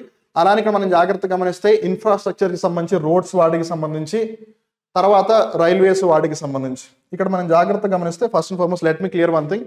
ఈ పిక్చర్స్ ఏవైతే ఉన్నాయో మనం వీటిని హిందూ న్యూస్ పేపర్ నుంచి తీసుకోవడం జరిగింది. సో ఒకవేళ ఎవరైనా కాపీరైట్ క్లెయిమ్ చేస్తే నేను ముందే కరెక్టెస్ ఇచ్చేస్తున్నాను. ఈ పిక్చర్లను మేము తయారు చేయలేదు. ఈ పిక్చర్స్ని హిందూ న్యూస్ పేపరు ఎవరైతే హిందూ సంస్థ ఉన్నారో ఇవి వాళ్ళే తయారు చేశారు. కాకపోతే మీకు ఇన్ఫర్మేషన్ ఇవ్వడం కోసం మేము ఆ పిక్చర్స్ని తీసుకుంటున్నాము. సో నేను ముందే చెప్పేస్తున్నాను. So we are not claiming any right on this. The courtesy, the right of this particular picture is with Hindu. So first వచ్చేసి ద సోషల్ సెక్టర్ సింగ్స్ అని అంటున్నారు. ఇక్కడ మనం జాగ్రత్తగా గమనిస్తే నేను కంప్లీట్ డీటెయిల్లోకి వెళ్ళట్లేదు, జస్ట్ మీరు జాగ్రత్త గమనించండి చాలు. నేను ఒక ఎగ్జాంపుల్, 2 ఎగ్జాంపుల్స్ తీసుకుంటాను. సమగ్ర శిక్ష పిల్లలకి విద్యకి సంబంధించింది. ఆ combination of 3 education related schemes. విద్యకి సంబంధించిన 3 అంశాలని సమగ్ర శిక్ష కవర్ చేస్తుంది. మీరు 2016లో కూడా మోదీ ప్రభుత్వమే కదా ఉంది. మోడీ 1.0 2014 నుంచి 19 వరకు, 2019 నుంచి మళ్ళీ 24 వరకు, ఇప్పుడు 24 నుంచి 3వ టర్మ్. సో మోడీ 1.0 నుంచి 3.0 గమనించండి. 1.29 నుంచి 0.77కి పడిపోయింది. అది ఆబ్వియస్గా ఎయిదర్ lakh crores అయినా అయి ఉండాలి, లేదు 1000 crores అయినా అయి ఉండాలి. But end of the day just number పరంగా చూసుకోండి. జస్ట్ మీకు ఒక ఐడియా ఇవ్వడం కోసం చెప్తున్నాను. మీరు తర్వాత డీటెయిల్గా PDF చదువుకోండి ఒకసారి. అలానే PM Poshan, earlier known as the national programme of mid day meals in schools. So పాఠశాలల్లో మధ్యాహ్న భోజన పథకం ఉంటుంది కదా, దాన్ని ఇప్పుడు ప్రధానమంత్రి పోషణ్ అని పిలుస్తున్నారు. దాంట్లో ముందు 0.5 ఉంటే ఇప్పుడు చూడండి 0.26, అంటే సగానికి పడిపోయింది. అంటే దానికి ఎక్కువగా నిధులు ఇవ్వట్లేదు. నిధులు ఇవ్వకపోతే పిల్లలకి భోజనం ఎవరు పెడతారు అసలు? అలానే చదువుకి సంబంధించి చూడండి, 1.29 నుంచి 0.77, అంటే 1.3 అనుకుందాం, ఇది 0.8 అనుకుందాం. ఆల్మోస్ట్ 60-70% డౌనా. తర్వాత ఓల్డ్ ఏజ్ పెన్షన్ ముసలి వాళ్ళకి assistance of 200 to 500 rupees per month, 0.30 ఒకప్పుడు, ఇప్పుడు 0.20, అంటే 66% డౌన్ అయిపోయింది. మేబీ అది 66% కూడా నాకు తెలియదు, because I'm not that good at maths. ఎందుకంటే ఇందాక చెప్పా కదా, మేబీ నిజంగానే మీతో పాటు నేను కూడా శివారెడ్డి సార్ దగ్గర క్లాసెస్ తీసుకోలేము, బికాస్ నేను సార్ క్లాసెస్ కొన్నిసార్లు చూసాను, చాలా ఇంట్రెస్టింగ్గా చెప్తారు. సో ఏది ఏమైనా సరే, తర్వాత వచ్చేసి విడో పెన్షన్. సో వాళ్ళకి నెలకి 300 రూపాయలు చొప్పున. ఒకప్పుడు గమనిస్తే అప్రాక్సిమేట్గా 0.10 ఎంత ఉంది, ఇప్పుడు 0.04, సగానికి సగం పడిపోయింది. ఆయుష్మాన్ భారత్ ఆరోగ్యానికి సంబంధించి ఇక్కడ మనం జాగ్రత్తగా గమనిస్తే కొంచెం ఇంక్రీజ్ అయింది. ఇది ఒకటి కొంచెం బెటర్గా అయిందని చెప్పొచ్చు. తర్వాత స్వాస్థ్య సురక్ష, సో ఒక పాయింట్ ఆఫ్ వ్యూలో బాగా ఇంక్రీజ్ అయింది, బట్ మళ్ళీ అక్కడ నుంచి చూడండి కన్సిస్టెంట్. గుర్తుపెట్టుకోండి, ఎప్పుడైనా సరే ఇలా వెళ్ళిందంటే ఫైన్, లేదు ఇలా వచ్చిందంటే కూడా ఒక విధంగా ఫైన్, ఎందుకంటే దాని ఆల్టర్నేటివ్ మనం ఎత్తుక్కోవచ్చు. ఏదైనా ఇలా వెళ్ళి ఇలా పడిపోయింది అనుకోండి కింద, అది చాలా చాలా ప్రమాదకరం. ఫర్ ఎగ్జాంపుల్ దీన్ని చూడండి, ఇది 2016, ఇది 2024-25, అంటే ఇది మేబీ 2020-21 అయి ఉండాలి. అక్కడ ఎంత షార్ప్ డిక్లైన్ వచ్చేసింది చూడండి. అంటే వాళ్ళు టెర్షరీ హెల్త్ కేర్ రిమోట్, అంటే గ్రామీణ ప్రాంతాలు, సుదూర ప్రాంతాలలో ఆరోగ్య సేవల మీద అంతగా వాళ్ళు ఖర్చు పెట్టట్లేదు. పిల్లల యొక్క ఎడ్యుకేషన్ మీద ఖర్చు పెట్టట్లేదు, పిల్లలకి మధ్యాహ్నం భోజన పథకం మీద ఖర్చు పెట్టట్లేదు. వాళ్ళు ఇంకా దేని మీద ఖర్చు పెడుతున్నట్టు మరి? ఎంతసేపు డిఫెన్స్ అయినా, ఇంకా వేరేదేం లేదా? తర్వాత గమనిస్తే ఇది ఇన్ఫ్రాస్ట్రక్చర్కి సంబంధించి Amrit scheme, water supply, sewerage, transport, అలానే పార్క్స్ పట్టణ ప్రాంతాల్లో కన్సిడరబుల్గా తగ్గుతుంది చూడండి. ఇప్పుడు మళ్ళీ కొంచెం రీసెంట్ టైమ్స్లో పెరిగింది, కానీ మోస్ట్లీ తగ్గుతూనే ఉంది. అలానే national highways authority of India Bharatmala Pariyojana, ఇది ఒక్కటే కొంచెం కన్సిస్టెంట్ గ్రోత్. నేను చెప్పా కదా, ఇలా ఉంటే బెటరే, ఇలా ఉన్నా కూడా పర్లేదు, బికాస్ మనం వేరే ఆల్టర్నేటివ్ వెతుక్కోవచ్చు. So this is one good thing. తర్వాత ఇక్కడ గమనిస్తే ప్రధానమంత్రి ఆవాస్ యోజన అర్బన్, ఇన్ఫాక్ట్ దీనికి సంబంధించి 10 లక్షల కోట్లు ఇస్తాము అని చెప్పి నిన్న బడ్జెట్లో నిర్మలా సీతారామన్ గారు అనౌన్స్ చేశారు దీనికి సంబంధించి. సో షార్ప్ డిక్లైన్, మళ్ళీ ఇప్పుడు మెల్లిగా పెరుగుతోంది. తర్వాత స్మార్ట్ సిటీస్ మిషన్ వదిలేశారు, సిటీస్ని స్మార్ట్ చేయడం మానేశారు, వదిలేశారు. తర్వాత ఫేమ్ స్కీమ్, ఎలక్ట్రికల్ వాహనాలకి సంబంధించి కన్సిస్టెంట్గా గ్రోత్ వచ్చింది, ఇక్కడ షార్ప్ ఇంక్రీజ్ వచ్చింది, ఢమ్ అని పడిపోయింది.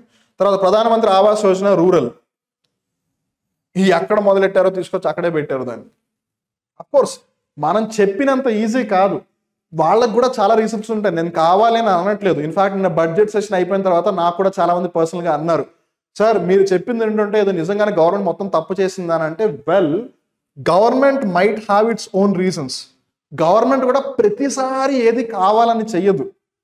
కానీ ఎండ్ ఆఫ్ ద డే మీరు సింపుల్ లాజిక్ చూడండి, వాళ్ళు క్యాపిటల్ గెయిన్స్ ట్యాక్స్లో short term capital gains tax, long term capital gains tax రెండూ పెంచేశారు. సో అప్పుడు ఎవరు షార్ట్ టర్మ్లోనే ఇన్వెస్ట్ చేయడానికి ఇష్టపడరు, లాంగ్ టర్మ్లోనే ఇన్వెస్ట్ చేయడానికి ఇష్టపడరు. దాంట్లో క్యాపిటల్ లిమిట్ని 1 lakh నుంచి 1,25,000కి పెంచారు, రైట్? అంటే only 25,000 which is the standard limit, అదేమీ మారదు. So let's say for example మీరు ఒకటే సంవత్సరంలో 10 లక్షల రూపాయలు ప్రాఫిట్ పొందారని అనుకుందాం. సో మొదటి 1,20,000 తీసేయండి. 1,20,000 తీసేస్తే ఎంత ఉంటుంది? 875 లక్షలు ఉంటుంది. దీని మీద ఇంతకు ముందు అయితే 10% ఉండేది. మనం ఒక 1,00,000 ప్రకారం చూసుకుంటే 9 లక్షలు, 1,20,000 ప్రకారం చూస్తే 875. ఇంతకు ముందు 10% ఉంది అని అనుకుందాం. లాంగ్ టర్మ్ ఇన్వెస్ట్మెంట్ ఏదైతే long term capital gains tax. So 9 లక్షల పైన 10% అంటే ఎంత? 90,000. అదే ఇప్పుడు 8.75 మీద 10% చూసుకుంటే 87,500 అవుతుందా? కానీ ఇప్పుడు ట్యాక్స్ అంతా అది long term capital gains tax 12.5%. So ఇప్పుడు లెక్క ఏంటి? ఇది 90,000 కన్నా ఎక్కువ వెళ్ళిపోద్దిగా. ఈవెన్ 125 ఇచ్చిన తర్వాత కూడా అప్పుడు లాభం ఎవరికి వచ్చినట్టు? ఇంకా కామన్ మ్యాన్ లేదు మిడిల్ మ్యాన్ ఎందుకు ఇన్వెస్ట్ చేస్తాడు? That is the thing. Well, అంటే అస్సలు మంచి జరగలేదా అంటే కొన్ని ఖచ్చితంగా మంచి జరుగుతాయి. ఎస్పెషలీ ఫార్మర్స్కి, యూత్కి కొన్ని ఉన్నాయి. బట్ అగైన్ మనం జాగ్రత్తగా గమనిస్తే నేను బడ్జెట్లో డిస్కస్ చేసుకుని ఉన్నాము. యూత్కి 5,000 పర్ మంత్ ఇంటర్న్షిప్కి అలవెన్స్ ఇస్తాము అని అన్నారు. మన వివరాల్లోకి వెళ్ళి చూస్తే, ఇన్ఫాక్ట్ మనం కూడా నిన్న చాలా ఉన్నాయని చెప్పి హైలైట్స్ డీటెయిల్లోకి వెళ్ళలేదు. వివరాల్లోకి వెళ్ళి చూస్తే IIT, IIM, IISER, CA, CMA ఈ కాలేజెస్లో చదివి ఎవరైతే సర్టన్ స్టేజ్ దాటి క్వాలిఫై ఉన్నారో వాళ్ళకి టాప్ 500 కంపెనీస్లో జాబ్ ఇంటర్న్షిప్ వస్తే వాళ్ళకి 5,000 ఇస్తారంట. అంటే వాళ్ళు ఇండైరెక్ట్గా ప్రీమియర్ ఇన్స్టిట్యూట్స్ని ప్రిఫర్ చేస్తున్నారు. అక్కడ కూడా నార్మల్ కాలేజెస్ని కూడా కన్సిడర్ చేయట్లేదు వాళ్ళు. అండ్ ఐఐటీస్ అన్నవే తక్కువ కదా, అందరూ ఇంటర్న్షిప్ తెచ్చుకోవాలని అనుకోరు కదా, అందరికీ జాబ్లు ఆల్రెడీ వచ్చేసి ఉంటాయి కదా. సో మిగిలిన వాళ్ళకి ఏదో ఇంటర్న్షిప్ ఇవ్వాలి. సో అప్పుడు వాళ్ళు ఏమంటారు?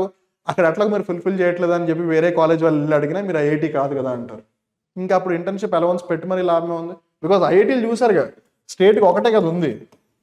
ఇంకేంటి వాళ్ళల్లో చాలా మందికి ఐఐటీలో క్యాంపస్ ప్లేస్మెంట్లోనే వచ్చేస్తాయి. అఫ్ కోర్స్ ఈ మధ్యకాలంలో అలా లేదు కానీ పరిస్థితి, బట్ ఇన్ జనరల్గా వచ్చేస్తాయి. మిగిలిన వాళ్ళందరూ మళ్ళీ మాస్టర్స్ అని చదువుకుంటూ ఉంటారు. కొంతమంది గవర్నమెంట్ జాబ్స్కి ప్రిపేర్ అవుతూ ఉంటారు. కొంతమంది అబ్రాడ్ వెళ్ళిపోతారు. కొంతమంది పెళ్లి చేసుకుని ఇంకా నేను చదివింది చాలు అని అంటారు. మిగిలిన వాళ్ళకి కదా వాళ్ళు ఇంటర్న్షిప్ ఇచ్చేది. అండ్ అట్టు అందరూ ఇంటర్న్షిప్ చేయాలి అని అనుకోవాలి కదా. వాళ్ళంతటి వాళ్ళే స్టార్ట్అప్ ఎస్టాబ్లిష్ చేసుకుని కూర్చుంటే సో అప్పుడు అలాగే ఇచ్చేవాళ్ళు తగ్గిపోతారు ఆటోమేటిక్గా. తర్వాత on the right track, this graph shows the share of various source of railways income over the years. ఇక్కడ మనం జాగ్రత్తగా గమనిస్తే ఈ లైట్ బ్లూ ఏదైతే ఉందో, ఇప్పుడు నేను ఇలా అంటున్నాను చూసారా, అది బడ్జెట్ ప్రకారం రైల్వేస్కి ఇస్తున్న అలొకేషన్. ఈ డార్క్ బ్లూ ఏదైతే ఉందో ఇప్పుడు నేను ప్రస్తుతం ఇలా అంటున్నానో అది ఎక్స్ట్రా బడ్జెట్, అంటే బడ్జెట్లో ఇచ్చిన దానికన్నా ఇంకా ఎక్కువగా ఇస్తున్నారు, ఖర్చు పెడుతున్నారు. ఇది ఇంటర్నల్ రిసోర్సెస్, అంటే రైల్వేస్ దగ్గర ఆల్రెడీ ఎంత అయితే ఉందో దాన్ని. సో రైల్వేస్ దగ్గర ఏదైతే ఉందో వాళ్ళు అసలు మళ్ళీ తిరిగి ఖర్చు పెట్టట్లేదు. సో చూస్తుంటే వాళ్ళు ఓన్లీ లాభం పొందే ప్రయాసంలోనే ఉన్నారు. ఎందుకంటే ఎంతసేపు వాళ్ళు బయట నుంచి తీసుకొచ్చి డబ్బులు పెడుతున్నారు కానీ దాని దగ్గర ఉన్న డబ్బులు పెట్టట్లేదు. తర్వాత revenue expenditure share in overall budget remains stagnant. అంటే వాట్ ఎవర్ వాళ్ళ ఖర్చులకి ఏదైతే ఖర్చు పెడుతున్నారు, అంటే సర్టన్ థింగ్, జీతాలు, పెన్షన్లు, వాట్ ఎవర్ అదనమాట. క్యాపిటల్ ఎక్స్పెండిచర్ ఏదన్నా ఒక యాసెట్ని క్రియేట్ చేసుకోవడం చేసే ఖర్చు, అది కూడా కొంచెం ఎక్కువగానే, which is again good thing. Telecom and signaling, it's on a good thing. UDAN ఇది మరి దారుణం అసలు. Slide dip in outlay for scheme to improve connectivity in remote areas. గ్రామీణ ప్రాంతాలు, సుదూర ప్రాంతాలకి ఎయిర్ కనెక్టివిటీని పెంచడం కోసం, ఎయిర్ ట్రాన్స్పోర్టేషన్కి పెరిగిందే చాలా తక్కువతో స్టార్ట్ అయింది. సరే ఒక పాయింట్ ఆఫ్ టైంలో పీక్ వెళ్ళింది అని అనుకుందాం, అది మళ్ళీ తిరుగు ముఖం పట్టింది. మళ్ళీ దాన్ని పైకి లేపాలి అని అంటే దేన్నో తగ్గించాలి. సరే ఏం చేస్తాం, ప్రతిసారి మనం అనుకున్నట్టు జరగదుగా. అందుకే చెప్పేది ఓటేసేటప్పుడు జాగ్రత్తగా ఏంటి. అలా అని చెప్పి నేను గవర్నమెంట్కి అగేన్స్ట్గా లేను. మీలో చాలా మంది వచ్చి సార్ మీరు యాంటీ బీజేపీ అలా అని అనేరు. వెల్, పార్టీ అనేది ఆబ్వియస్గా ఇండివిజువల్ ఫిలాసఫీస్ వాటి మీద డిపెండ్ అయి ఉంటుంది. కానీ ఎండ్ ఆఫ్ ద డే గవర్నమెంట్లో ఎవరున్నా సరే మనం వాళ్ళని రెస్పెక్ట్ చేయాలి, మనం వాళ్ళ మీద నమ్మకం ఉంచి తీరాలి. కానీ వాళ్ళు మరీ కంప్లీట్గా మిడిల్ మెన్ని తోసేసిన వాళ్ళు అయిపోయారు. ఇప్పుడు మీరు దేవుడి దగ్గరికి వెళ్తున్నారు, మిమ్మల్ని ఒక గంట సేపు ఆపి దేవుడిని చూపిస్తాము అని అంటే సరే ఓకే, గంట సేపు తర్వాత చూపిస్తాను కదా అని వెయిట్ చేస్తాం. లేదు రండి నాతో పాటు 2 నిమిషాల్లో దేవుడి దగ్గర తీసుకెళ్తానంటే మరీ మంచిది. ఇన్ జనరల్గా ఇది సినారీ ఏంటి, రిచ్ వాళ్ళకి 2 నిమిషాల్లో చూపించడం, పేదవాడు సర్వదర్శనం లైన్లో నుంచి ఉంటాడు కాబట్టి ఫైన్. దేవుడి దగ్గర దాకా వచ్చిన తర్వాత అసలు దేవుడు కనిపించకుండా పక్కకి దోసేస్తే ఎలా ఉంటుంది మీకు? మిడిల్ క్లాస్ వాళ్ళ పరిస్థితి అలా ఉంది ప్రస్తుతం. సో తర్వాత జగన్మోహన్ రెడ్డి గారు ఒకప్పుడు ఆంధ్రప్రదేశ్ రాష్ట్ర ముఖ్యమంత్రి, ఇప్పుడు లీడర్ ఆఫ్ అపోజిషన్ కోసం ప్రయత్నం చేస్తున్నారు ఆయన. So Jagan moves AP high court seeking leader of opposition status. So ఇక్కడ మనం జాగ్రత్తగా గమనిస్తే సింపుల్ లాజిక్. అగైన్ నేను ఆయనకి అది వ్యతిరేకం కాదు, because end of the day మనకి ఎవరి వల్ల ఒరిగేది ఏమీ లేదు టు బి ఆనెస్ట్. 175 సీట్లకు గాను కనీసం 10% సీట్స్ గెలవాలి. 10% 175 అంటే అంత 17.5, అది కుదరదు కాబట్టి 18 సీట్లు ఖచ్చితంగా రావాలి. ఆయన ఒకవేళ ఆంధ్రప్రదేశ్ రాష్ట్ర శాసనసభలో ప్రతిపక్ష నాయకుడిగా గుర్తింపు దక్కించుకోవాలి అని అంటే, కానీ ఆయనకి అని రాలేదు. ఆయనకు వచ్చింది ఎన్ని, ఆయనకి ఇన్ ద సెన్స్ ఆయన పార్టీకి, వైఎస్ఆర్సీపీ పార్టీకి వచ్చింది ఎన్ని, 11. కానీ ఆయన ఏమంటున్నారు, మీరు నాకు ఆ స్టేటస్ ఇవ్వండి, end of the day someone has to represent the opposition కదా, సో ఆ అపోజిషన్కి లీడర్గా నేను ఉంటాను, ఆ 11 మందికి లీడర్గా నేను ఉంటాను అని చెప్పి ఆయన అంటున్నారు అనమాట. So that is the thing. So ఇప్పుడు అది వస్తుందా రాదా అనేది వేసి చూద్దాం, బట్ కాన్స్టిట్యూషన్ అయితే చెప్పదు ఆ మాట గురించి. The leader of the opposition is the, of course ఇక్కడ మనం జాగ్రత్తగా గమనిస్తే, ఈవెన్ దో ఈ డిస్కషన్ వచ్చింది లెజిస్లేటివ్ అసెంబ్లీకి సంబంధించి అయినా, మనం ఇన్ జనరల్గా అలానే లోక్సభను కూడా దృష్టిలో పెట్టుకుని మాట్లాడదాం. బికాస్ 10 సంవత్సరాల తర్వాత మళ్ళీ లోక్సభలో కూడా లీడర్ ఆఫ్ అపోజిషన్ ఉన్నారు కాబట్టి. ఎందుకనంటే ఏదన్నా పార్టీకి కనీసం 10% ఆఫ్ ద సీట్స్ రావాలి. లోక్సభ యొక్క స్ట్రెంత్ ఏంటి, టోటల్ 543.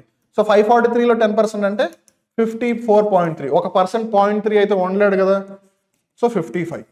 సో లోక్సభలో ఇప్పటి వరకు 2014 నుంచి 2024 వరకు ఏ పార్టీకి కూడా 55 దాటలేదు. కాంగ్రెస్ పార్టీకి అన్ని సీట్లు రాలేదు, but it was the second largest party, కానీ వాళ్ళ అంతకని నెంబర్ దాటలేదు. ఐ థింక్ ఇప్పుడు 99 అనుకుంటా. సో ఆ నెంబర్ని దాటారు కదా, అందుకని ఇప్పుడు కాంగ్రెస్ పార్టీకి అపోజిషన్ పార్టీ హోదా వచ్చింది. సో అందుకని రాహుల్ గాంధీ గారిని అపోజిషన్ పార్టీకి నాయకుడిగా పెట్టారనమాట. So that is the thing. అలా ఇప్పుడు జగన్మోహన్ రెడ్డి గారు కూడా అడుగుతున్నారు, నన్ను లీడర్ ఆఫ్ అపోజిషన్ గుర్తించండి అని చెప్పి. బట్ లీడర్ ఆఫ్ అపోజిషన్ గుర్తించబడాలి అని అంటే 10% ఆఫ్ ద సీట్స్ ఖచ్చితంగా ఉండాలి. లోక్సభలో అయితే 55, ఏపీ స్టేట్లో అయితే లెజిస్లేటివ్ అసెంబ్లీకి 18 ఉండాలి. That is the thing. So తర్వాత మనం లీడర్ ఆఫ్ ద అపోజిషన్ లోక్సభని కనుక కన్సిడర్ చేస్తే, the leader of the largest opposition party having not less than 1/10 seats. 1/10 seats అంటే 10% of the total strength of the Lok Sabha. ఇప్పుడు అనుకున్నాం కదా 543లో 10% వచ్చేసి 54.3. 0.3% ఉండలేడు కాబట్టి 55. That is the thing. So the opposition ఎవరైతే ఉన్నారో leader of the opposition, he or she will be member of crucial committee such as public accounts కమిటీకి చైర్మన్. ప్రభుత్వ ఖాతాల సంఘం ఏదైతే ఉందో పార్లమెంట్కి సంబంధించి, దానికి అధ్యక్షత వహిస్తారు leader of opposition. It's very very important. Public undertakings అలానే ఎస్టిమేట్స్ కమిటీలో కూడా మెంబర్గా ఉంటారు. అలానే కొన్ని జాయింట్ పార్లమెంటరీ కమిటీస్ కూడా మెంబర్గా ఉంటారు. అలానే CVC central vigilance commission, CIC central information commission, CBI central bureau of investigation, NHRC national human rights commission, అలానే లోక్పాల్, వీటికి సంబంధించి మెంబర్స్ ఎవరైతే అపాయింట్ చేయాలో వాటికి కూడా ఆయన మెంబర్గా ఉంటారనమాట. ఇప్పుడు సెంట్రల్ విజిలెన్స్ కమిషన్, లేదు సెంట్రల్ ఇన్ఫర్మేషన్ కమిషన్, కేంద్ర సమాచార సంఘం ఉంది, లేదు జాతీయ మానవ హక్కుల సంఘం ఉంది, వాటికి అధ్యక్షులను కానీ లేదు మెంబర్ సభ్యులను కానీ అపాయింట్ చేయాలి అని అన్నప్పుడు ఎవరిని అపాయింట్ చేయాలనే అంశానికి సంబంధించి సెలక్షన్ కమిటీస్ ఏముంటాయి, అందులో కూడా ఒక మెంబర్గా ఉంటారు leader of opposition. And remember, leader of అపోజిషన్కి ఒక క్యాబినెట్ మంత్రి హోదా ఉంటుంది. So the leader of opposition in both the houses, Lok Sabha అలానే Rajya Sabha, were accorded statutory recognition under the salaries and allowances of leader of opposition in Parliament Act 1977. So వాళ్ళకి గుర్తింపు ఈ చట్టం ప్రకారం వస్తుంది. And are entitled to the salary, allowances and other facilities equivalent to that of a cabinet minister. ఇప్పుడే చెప్పింది. So వాళ్ళ యొక్క జీత భత్యాలు అవన్నీ కూడా ఒక క్యాబినెట్ మంత్రికి ఏ విధంగా అయితే ఉంటాయో ఆ విధంగా ఉంటాయి లీడర్ ఆఫ్ అపోజిషన్కి. The office of the leader of the opposition is not mention in the constitution. Very important. ప్రతిపక్ష నాయకుడు అనే అంశం పార్లమెంట్లో ఉపయోగంలో ఉంది, జీతభత్యాలు క్యాబినెట్ మంత్రి హోదాలో ఇస్తున్నారు, అంతా బాగానే ఉంది. కానీ ప్రతిపక్ష నాయకుడు అనే అంశం లేదు, ప్రస్తావన రాజ్యాంగంలో ఎక్కడ కూడా లేదు. దాన్ని కూడా గుర్తుపెట్టుకో. తర్వాత క్రీడలకు సంబంధించి గమనిస్తే, Khelo India once again gets Lions share in union budget for sports. 900 crores ఇచ్చారు. స్పోర్ట్స్ మినిస్ట్రీ అంటే ministry of youth affairs and sports, అంటే యువకులకి సంబంధించి లేదు యువతకి సంబంధించిన అంశాలు అలానే క్రీడలకు సంబంధించిన అంశాలు అన్నీ కలిపి ఐ థింక్ 3600 crores అంత అప్రాక్సిమేట్గా బడ్జెట్ అలొకేట్ చేస్తే 900 crores ఓన్లీ ఖేలో ఇండియా గేమ్స్కే ఇచ్చారు. ఇంతకు ముందు సంవత్సరంతో పోల్చుకుంటే ఒక 20 crores పెరిగింది. 20 crores కన్నా దిస్ ఇస్ మోస్ట్ ఇంపార్టెంట్, ఎంత ఇస్తున్నారు దానికి అని చెప్పి. So obviously Khelo India games గురించి తెలుసుకోవడం చాలా చాలా ఇంపార్టెంట్. బికాస్ మోదీ ప్రభుత్వం తీసుకొచ్చింది ఇది, అండ్ వాళ్ళు చాలా ప్రెస్టీజియస్గా తీసుకుంటున్నారు దీన్ని. దిస్ ఇస్ సంథింగ్ లైక్ ఇండియాకి ఒలింపిక్స్ లాగా అని చెప్పచ్చు, లేదు ఇండియాకి జూనియర్ నేషనల్ గేమ్స్ అని చెప్పచ్చు. అఫ్ కోర్స్ ఇండియాకి national games are the Olympics, కానీ దీనికి వాళ్ళు ఇస్తున్న సపోర్ట్ని చూస్తే వాళ్ళు నేషనల్ గేమ్స్కి ధీటుగా దీన్ని తయారు చేస్తున్నారు. సో ఏది ఏమైనా దీన్ని ప్రారంభించినప్పుడు 2018లో ఏ మంత్రిత్వ శాఖ దీన్ని చూసుకుంటున్నాను, ఖేలో ఇండియా గేమ్స్ చూసుకుని యూత్ అఫైర్స్ అండ్ స్పోర్ట్స్. తర్వాత ఖేలో ఇండియా గేమ్స్ 2023 ఏ రాష్ట్రం నిర్వహించింది? మధ్యప్రదేశ్. 2024 ఏ రాష్ట్రం నిర్వహించింది? తమిళనాడు. ఎన్నోసారి జరిగింది అనేది ఇదన్నమాట. తర్వాత 2024 తమిళనాడులో జరిగినప్పుడు ఫస్ట్ ప్లేస్లో ఏ రాష్ట్రం ఉంది? మహారాష్ట్ర. 2023లో కూడా మహారాష్ట్ర ఫస్ట్ ప్లేస్లో ఉంది. సెకండ్ ప్లేస్లో తమిళనాడు. హోస్ట్ చేసిన రాష్ట్రం, కంట్రీ కాదు, తమిళనాడు నిర్వహించింది, సెకండ్ ప్లేస్లో ఉంది. థర్డ్ ప్లేస్లో హర్యానా ఇప్పటి వరకు 3 times టాప్ చేసింది. బట్ లాస్ట్ 2 years, ఈ 2024, 2023 రెండు కూడా మహారాష్ట్రే. గుర్తుపెట్టుకోండి, ప్రతి సంవత్సరం కూడా జనవరిలో అప్రాక్సిమేట్గా ఆ పర్టికులర్ టైంలో జరుగుతుంది ఇది. అలానే ఈ ఖేలో ఇండియా గేమ్స్ 2024కి సంబంధించి ఒక ఇంపార్టెంట్ ఆస్పెక్ట్ ఏంటి అని అంటే, స్క్వాష్ ఆట ఏదైతే ఉందో దాన్ని మొట్టమొదటిసారి ఇంట్రడ్యూస్ చేశారు. అని గుర్తుపెట్టుకోండి, ఇదే స్క్వాష్ని 2028 లాస్ ఏంజలీస్ ఒలింపిక్స్లో కూడా తీసుకొస్తారు. నో ఐ థింక్ 2024లోనే అనుకుంటా, ఇఫ్ ఐమ్ నాట్ రాంగ్.